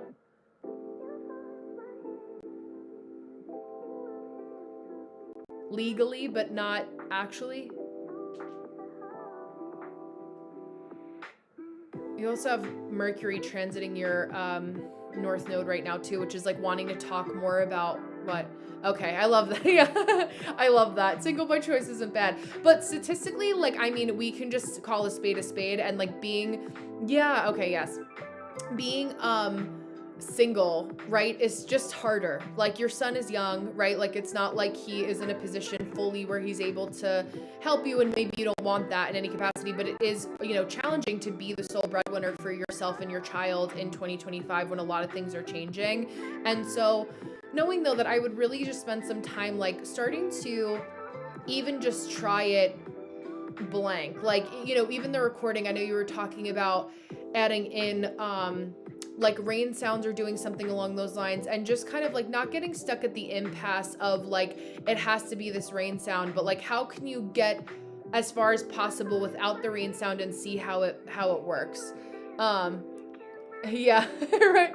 No, I mean, and I feel like having a partner doesn't define you, but I think I can just feel in your energy, it just feels a little heavy of like, just sharing the mental, physical, capitalistic weight of the world with somebody is also probably something that you're craving in some capacity, or like being able to start to grow in some sort of communal aspect where you have like a good girlfriend to talk to, or just being able to feel like you can kind of come up for air. Because the hardest part, because I've been here myself, the hardest part of when you know you want to have your own business and you're capable and you're smart and it's like you can do it, is having that moment of like doing it fucking exhausted. Maybe we've pushed past the point, which intuitively feels correct if I am to say that, like, it is like doing it exhausted, right? Pushing past the point of tired is just not enough of a descripting word. Like being just so tired that you feel like you can't come up for air is like a different level of exhaustion that can be painful, you know. And I don't know how long you've been a single parent for, but that also, especially, you know, your son's 19, like there's a lot of lessons in each year of his age, right? And up until this point, and growing into like at a raising him in a world that's completely different from the world that you grew up in, all that to say, that it's like, how can you see working on your business as an act of self-love? And I also feel like there's an energy of, yeah, and just like, it's okay to want that. It's also interesting because, so my sun gate is your the gate of your Mars. So you're a gate 63, or Venus, excuse me. I'm a Pisces Venus as well.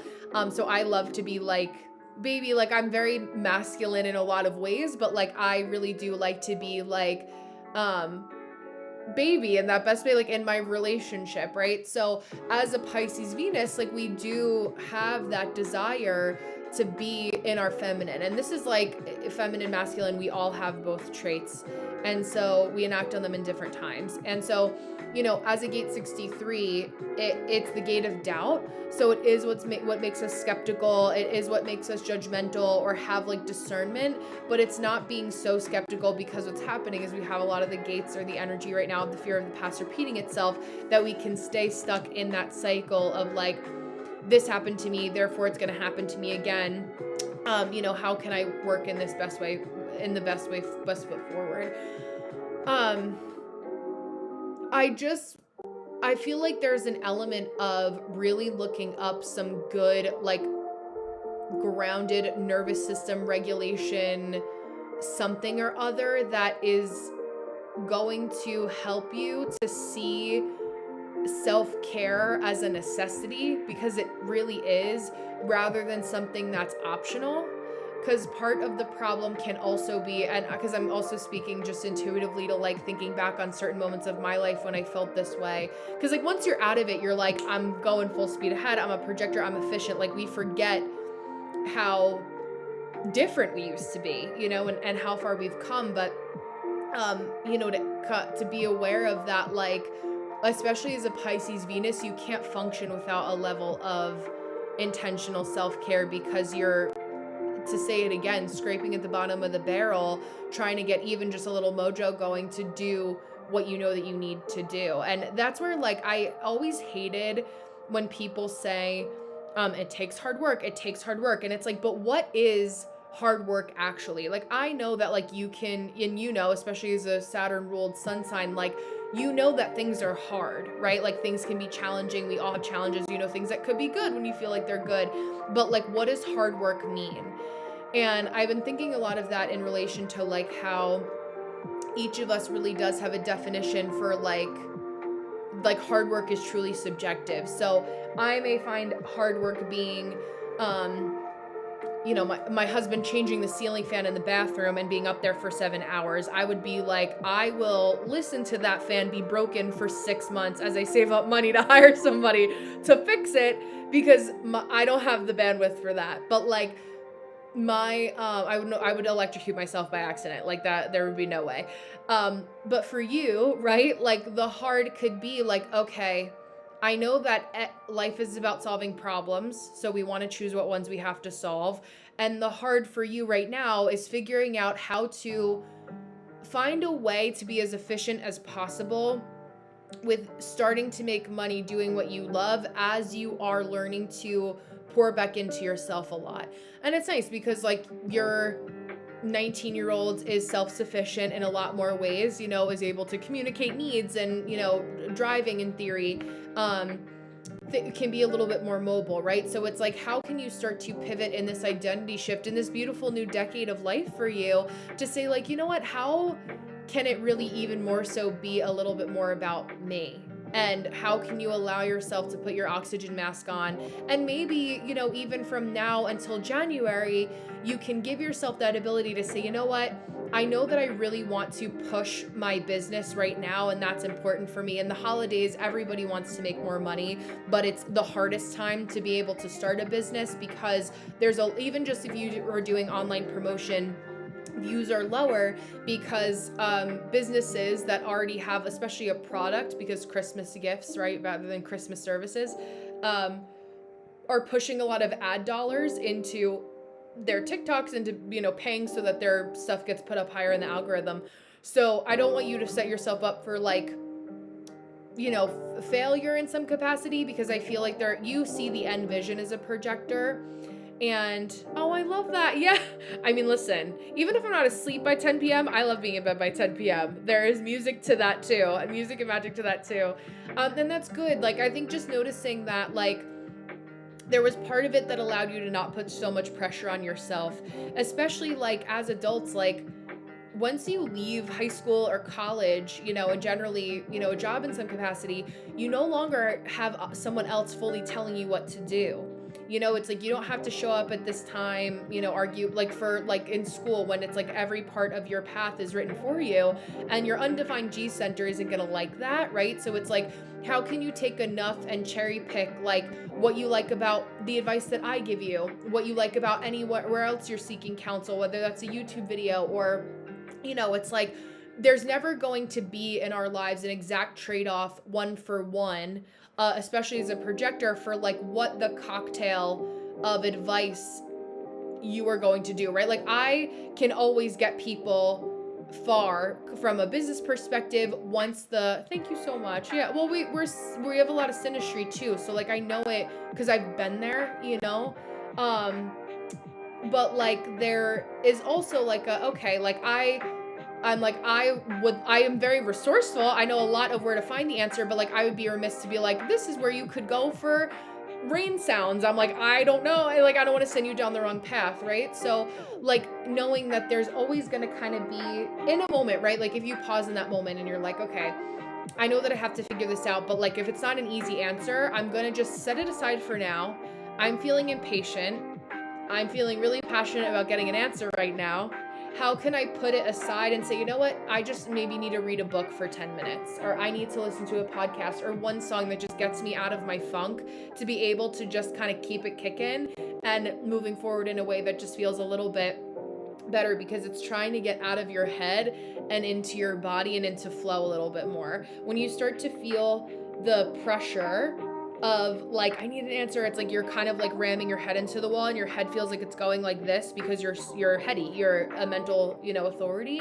Where can you be like, okay, that is where we need a little bit of a pause to be able to move forward in a more aligned direction. So it's not that you're going like down the wrong path or that there's anything wrong with it. It's just that like it doesn't look as clear cut. And so Neil pivot to, I'm just finishing up with Afro in the last 60 seconds here. There's nothing wrong with it being like you're pulling together all the resources, because what you're creating doesn't exist yet. It's like you're creating something that is new and is novel, even though other people have done meditations. The way that you're doing it as Afro and being able to get paid to do it is existing, and you're growing within that and learning information about the process that is never going to be lost on you. I think it's just a matter of, if I, are tying a nice bow on this, learning how to do some nervous system regulation, EFT tapping, listening to meditations that you've made or that, ones that you like, being able to just go for a walk, or maybe have a little bit of a November bucket list, of things you want to do, to like a November advent calendar, to celebrate the holiday season, can just help you as a mental authority to take the pressure off having to always be thinking about how to solve a problem, and can allow you to learn how to live in joy simultaneously, which is so much easier said than done. I know that can be really annoying to hear, but really sometimes some of the simplest, best advice I could give is really some of the simplest, best, and free medicine, in that of just saying, you know what, I really need that ability to just go to the concert and be in bed at 10, not think about work and watch a reality TV show and have that. Yeah, absolutely. Because it's like happiness is truly not a destination. It's you create moments of happiness simultaneously. It's just people wanting you to believe that it'll exist when I do this. I'll be happy once I get 18 audio sold, and then it becomes something else. So you're always chasing the high of happy, when we have to learn how to incorporate the happy right now. And now, especially as a good Aquarius, like now is the like best time to be like, you know what, fuck you. I'm going to be doing this in the best way possible, when other people are telling me that I should be sad, or other people are telling me that I should feel some type of way about how I should live my life right now. It's like you're the best of opposition. Like, leave it to the Aquarius to do it in the diametrical opposite way of how it should be done, and you're allowed to be happy in the midst of trying times. So you're the one that can really teach us how to do it effectively. So I'm sending you love. I'm sending you a hug. I appreciate you. Thank you. Thank you. And I'm going to pivot to beautiful Sony, who will be closing us out for the evening. As I look at Sony's chart here, and all of you guys, to look out for my email with all the links. So I feel like also, and happy belated birthday, Sony. Oh, yesterday was your birthday. Yes. Is there anything I need to know? I feel so down lately. Yeah, of course, gorgeous. You're not alone. You are definitely not alone. I feel like so much of what I said to Afro Sony also applies so much for you, because, you are a reflector. You're feeling the heaviness of the world, and the world is in a pretty tender spot right now. It's not a lot of people. It's like that. I don't know if you watch Real Housewives of New York, but there's a video or a meme that's going around where this woman, Dorinda, is like, how am I doing right now? Not well, bitch. And a lot of people could say the same thing in a lot of ways. Yeah. I mean, it's my birthday and I'll cry if I want to was made for most water sign women. I think all of us can, gender aside, can really relate to that, because it is another year of, and our solar return is always another year of us analyzing what has gone on in our lives, where we thought we would be by whatever age we are. No one is immune to feeling that way, age and gender aside, where we thought we would be at this point in time, where we would like to go moving forward, getting the resources, lack of resources, frustrated and feeling like the people that say that they're going to help us can't follow through. In our personal and professional life, there's a lot of that. And also for you specifically as a gate 44, Scorpio sun, there is a lot of pattern recognition. And especially because of a lot of things that you and I have talked about with your chart, historically in the past, is that, if you recognize that more of the patterns that you're recognizing are ones that you don't really fuck with anymore, for lack of a better way to say that. Yeah, I know. It really is just teaching us that, like, age is just a number in the sense of, this is how I'm marking the time, the number of rotations I've done on this earth, but you can do so much more sometimes in 3 days than you have done in 30 years. And sometimes it just takes that moment of like fed up withedness to say, you know what, like, I'm choosing a different pattern as a gate 44 sun, and I choose not to accept this pattern moving forward. Especially with the state of the world, I think that a lot of people, especially for your solar return, are feeling like, of course I'm an adult that had to have children at this point in time in history. And, for me, just in human design aside, but also like as an art historian, which is basically just learning history through art, I have never found a generation that has yet to not say that in some capacity, because the struggle has, and the intensity of the struggle or the change has always been relative to like how progressed society has been. In our age of 2025, we're dealing with a shift in governmental systems, which happens in just different capacities in the past, or there's a lot that's going on right now, but not feeling like that has to be a demotivator for still being allowed to have hope. And that's a lot of what this full moon is teaching us tomorrow, which I would really encourage you to do some beautiful ritual around for yourself, Sony, especially being like a medicine woman in so many different ways. Like, what is a way that you can kind of give your sadness back to the elements and the earth? Hi, Maria. Thank you. Treat yourself to some cake or ice cream, and, being able to just say, you know what, like, I am releasing this pattern that I'm noticing, and I don't want to feel this sadness anymore. And even yesterday, like in crying on your birthday, like there is a release ritual within that as well as a gate 44 sun. That's like, it's a pattern that you are, soothing your soul with. Like, crying doesn't necessarily always have to be something that's negative, but rather just, oh yeah, exactly. Well, okay, so it's your birthday. It was your birthday. Happy belated birthday to Sony again.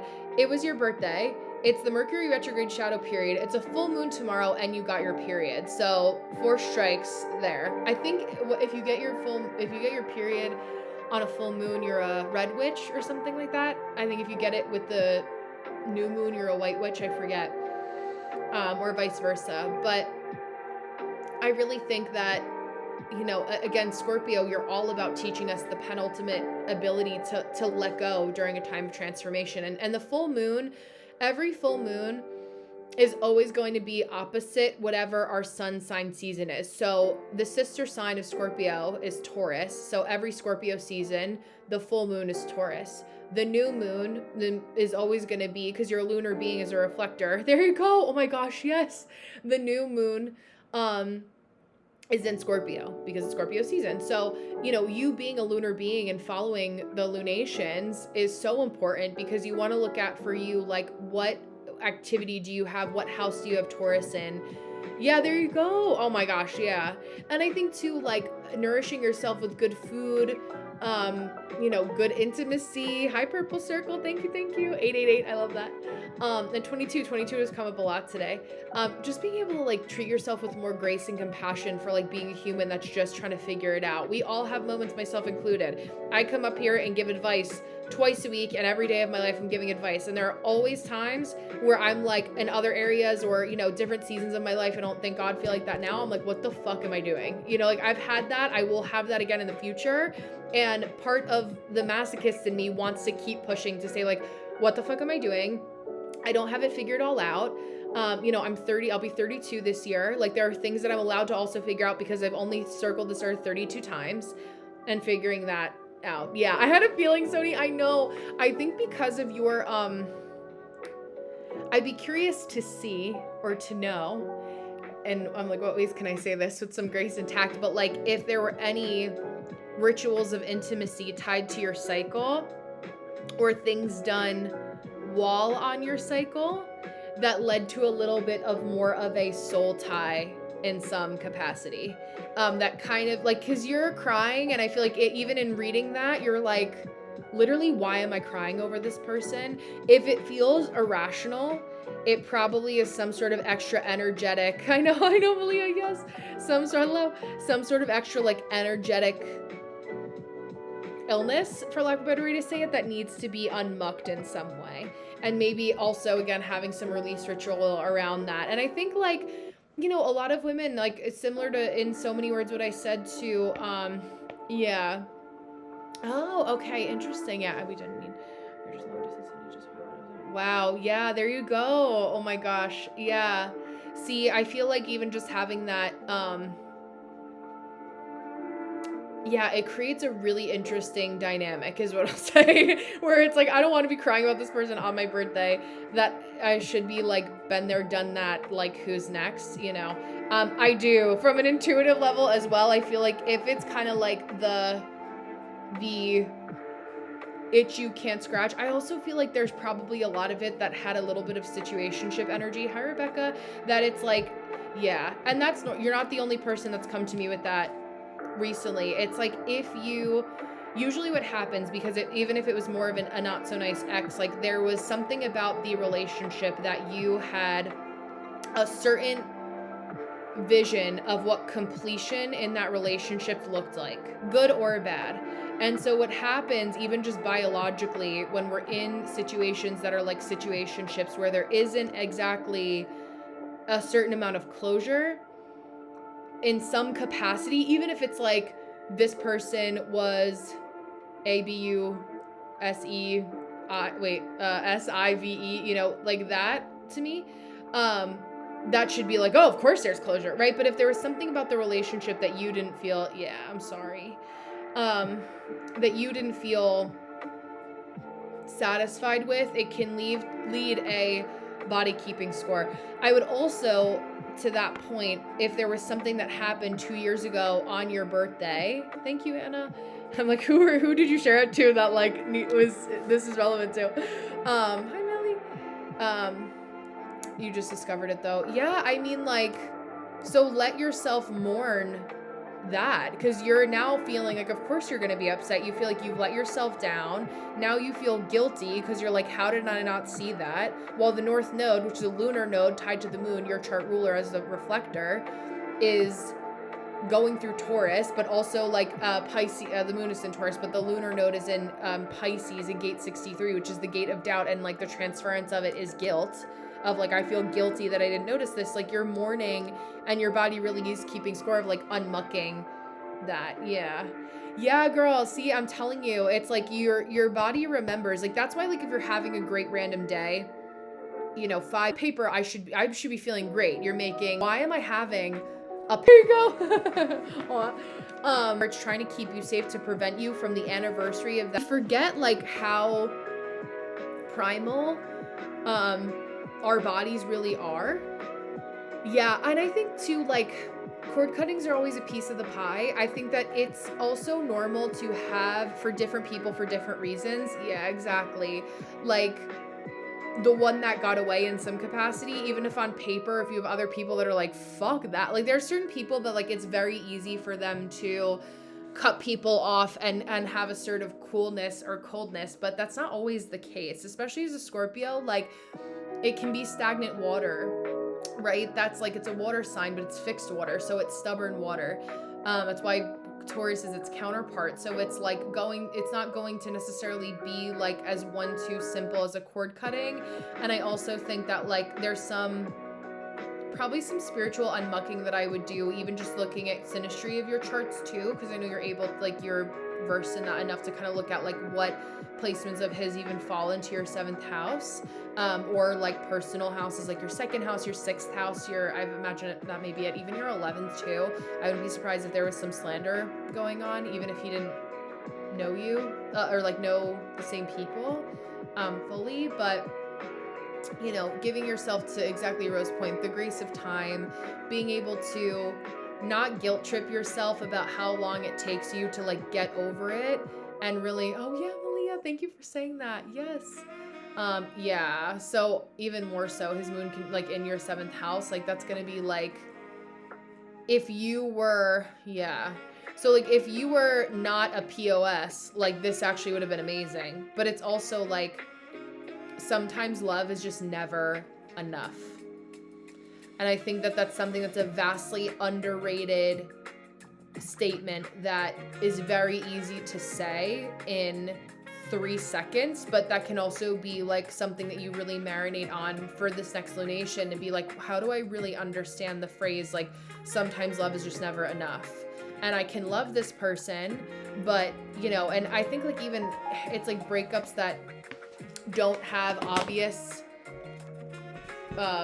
trails of the capital A word for you, Sony, that, you know, we look at in our lives.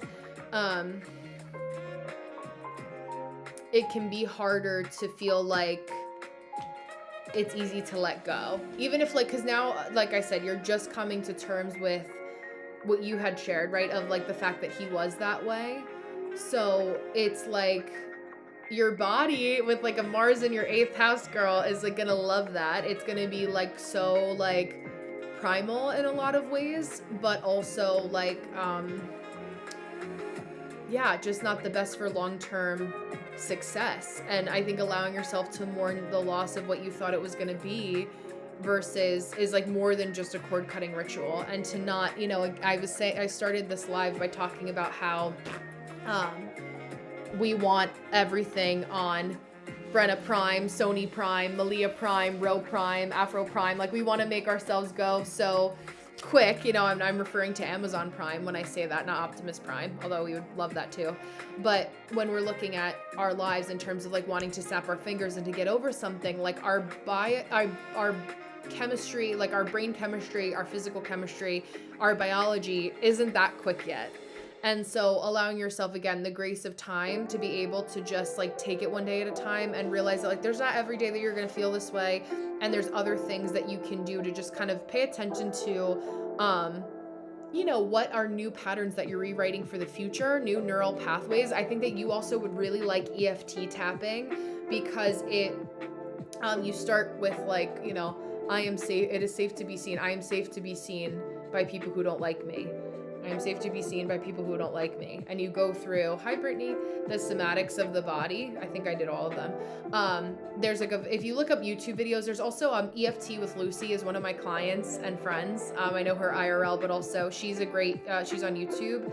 I'll send you her page, but I would start to write some new, I think what it does is literally creates new neural pathways in the brain to rewrite that. So more than just a cord cutting, I think as a reflector, there's probably some extra things that have to happen with your biochemistry that are going to be able to connect in that way. So yeah, I'll send you, I'm about to hop off now. So I will send you her YouTube and I'll look to see if there's like a quick little, like, if there's a video that's relative to that, because I'm sure they will. Yeah, and I'm like, he watches me and then says horrible things. I mean, I would question, like, you know, what's the, hi Brittany, what's the access point there? And is it worth it? Like, cause as a Scorpio, like you're a little voyeuristic, right? Like you want to be able to like keep tabs in some capacity, but like, what is the, if he's not your baby daddy, like what's the point? Truly. You know, and even like watching you, like, you know, he can watch all he wants from some fake account, but like, I don't know, like what is some crusty dusty, you know, saying horrible things. I feel like you can just kind of seeing it from the perspective, especially as a reflector of like where, and I'm going over because I know this is a helpful conversation for everybody to hear as we're ending, but when we're looking at the horrible things that people can say about us online, right, in some capacity, like what I can hear so clearly, like how miserable that person is. It's taken time. Hi, Neff. I'm not saying that it's easy or that like I'm not sitting on a high horse, but like how miserable do you have to be to make other people feel bad on the internet? Like if you couldn't stand up straight and be about it to my face, like you have no business talking to me like that online.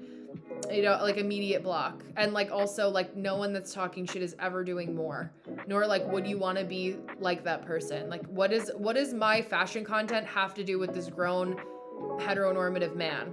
Like are we talking about some other deep-seated issues there with me? Like what does that look like? And you know, I would just like kind of take it with that perspective of like not to make yourself feel bad about feeling upset about people being rude, because you're going to be sensitive to that. Any normal person would, but also like thinking about reading that comment as if it was person. Yeah, of course. Yeah. I mean, the first thing that they are enamored by you for is the first thing that they're going to attack once they no longer have access to you. So it's like, once people attack you for like what you're doing and what you want to get recognized for, then you know that like they actually, yeah. I mean, he did you a favor is what it sounds like. Yeah, I'm sorry. I mean, I wouldn't. I feel like, sorry you can't be me. I don't know what to tell you. Sorry, dude. Sorry, like, you know, there's my husband just shared something on TikTok today, and it was people talk, he was like, last night, it was like people talk about you because when they talk about themselves, nobody listens. And I feel like that's probably what he's dealing with. And that's his problem. You're probably picking up on too as a reflector. Yeah, there you go. More affirmation, girl. There you go. That's so funny. So we could just mic drop it at that. I mean, what else more am I going to say? But that's kind of like, I don't know, literally nobody that's talking about you or hides out in the comments section talking as if you're not there are like, no, but like actually. And it could, honestly, I don't say that to be like derogatory to people's sexuality, but I have had situations, and I was just talking about this. I went to my friend Tim and his husband Braden's house, and we were talking about a trans woman that we went to school with that was Braden's number one bully when he was out in college or in high school, and we were 14, and it was like, you know, we were 14 in 2009, and how Braden's number one bully, it was trans now. So there is not like there is data there, you know, that could be a possibility. I don't want to assume about people's sexuality. I don't think that that's fair to do, nor to like out somebody, even though it's like horrible situation. It doesn't excuse the behavior, but it explains it for sure. And a lot of men too, like heteronormative men in a lot of capacities that are raised in certain ways too. Some of them I know very personally in my life, are resentful of not being able to be like baby in their relationship in some capacity. There's a lot of fucked up people that are getting married and in relationships, especially heteronormative ones, that there is a lot of things that go on behind closed doors that like a lot of people are not as normal as they seem to be. And I don't mean normal in like everyone should be normal, but like we're going to see in Pluto and Aquarius like a lot of changes in how people view traditional relationships, what marriage means to people. It's going to be a lot of rewriting of those things and a lot of nuance for how people can, you know, experience life and marriage differently. But yeah, so hi Deborah, welcome. Yeah, the DL life is real thing. It's true. Like I feel like a lot. I have a client of mine that's a dominatrix professionally, and we were talking about you know, like incels. If you don't know what that is, Sony, I would also look into that a little bit because I feel like that probably explains some things for you. But like just how there are a lot of people that will, like, it's kind of like he may have wanted to destiny swap with you. I wouldn't put that past him either of like, oh, like I actually want male attention myself.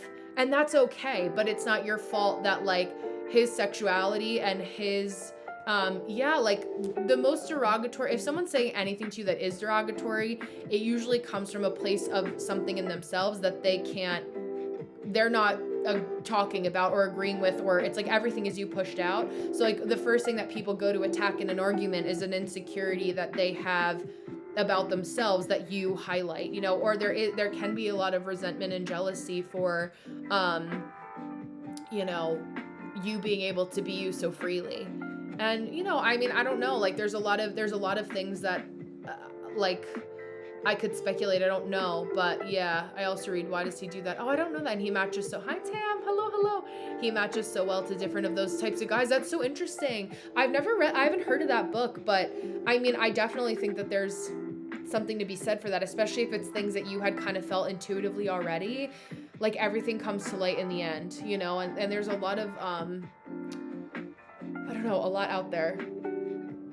It's about the big A. Oh, okay. Yeah. Okay. Oh my God. Yeah. I mean, I'm glad that you found that resource now too, because that's also a helpful like perspective as a reflector. Like, you know, each day it's getting a little bit more from full moon to full moon throughout a lunation, like getting a little bit more data for, you know, what you need to know to inform your experience a little bit more or to come to a full conclusion. And it's okay, like in the middle of an lunation where like you may find that tomorrow, I mean at 8 a.m, I think it's 8:16 or 8:19 tomorrow morning, our time EST, well my time EST, is when the full moon is going to be happening in Taurus. So who knows, maybe pay attention to your dreams, pay attention to kind of what thoughts you have tomorrow, and see if there's something to be said to that. Because if you think about it, like when we go from lunation to lunation, like you are only making or coming to big conclusions once a month.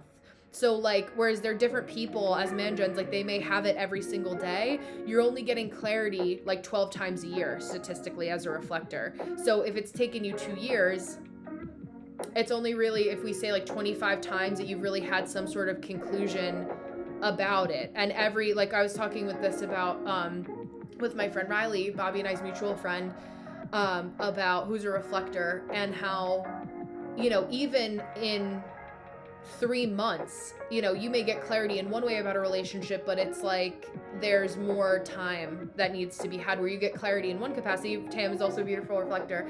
Like you have clarity in one capacity, but then it's like, oh, but I still need more data and I need to observe and not enmesh, but I need to like integrate it in some way also. And yeah, because like you are literally the 1%, the good 1%, that's like, you're a sage that's meant to sit at the middle of your tribe and kind of like just observe the world around you as like a penultimate sage sociologist, anthropological study in some capacity. And I think even looking at yourself as kind of this like the avatar that is Sony, and like what advice would you give Sony as like Sony the Sage?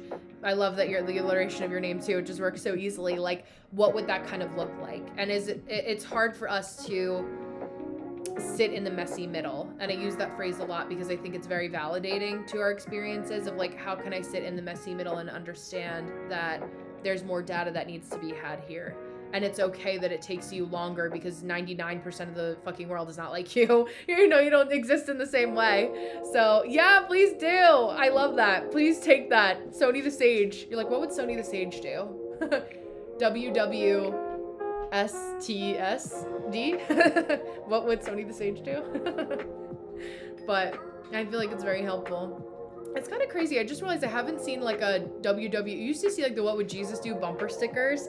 And I've seen a couple, even the coexist ones, like, I mean, what a metaphor, but like you don't see them as much as you used to, but I don't know. But yeah, it's really, I'm glad we touched on that too, because I feel like that was important just to validate probably a lot more, just intuitively, I know, even for my viewers that are absorbing, like, aw, I'm so glad, I'm happy to help. I'm happy to help with my hotline. The Human Design, this phone isn't red for no reason. Like, what's your emergency?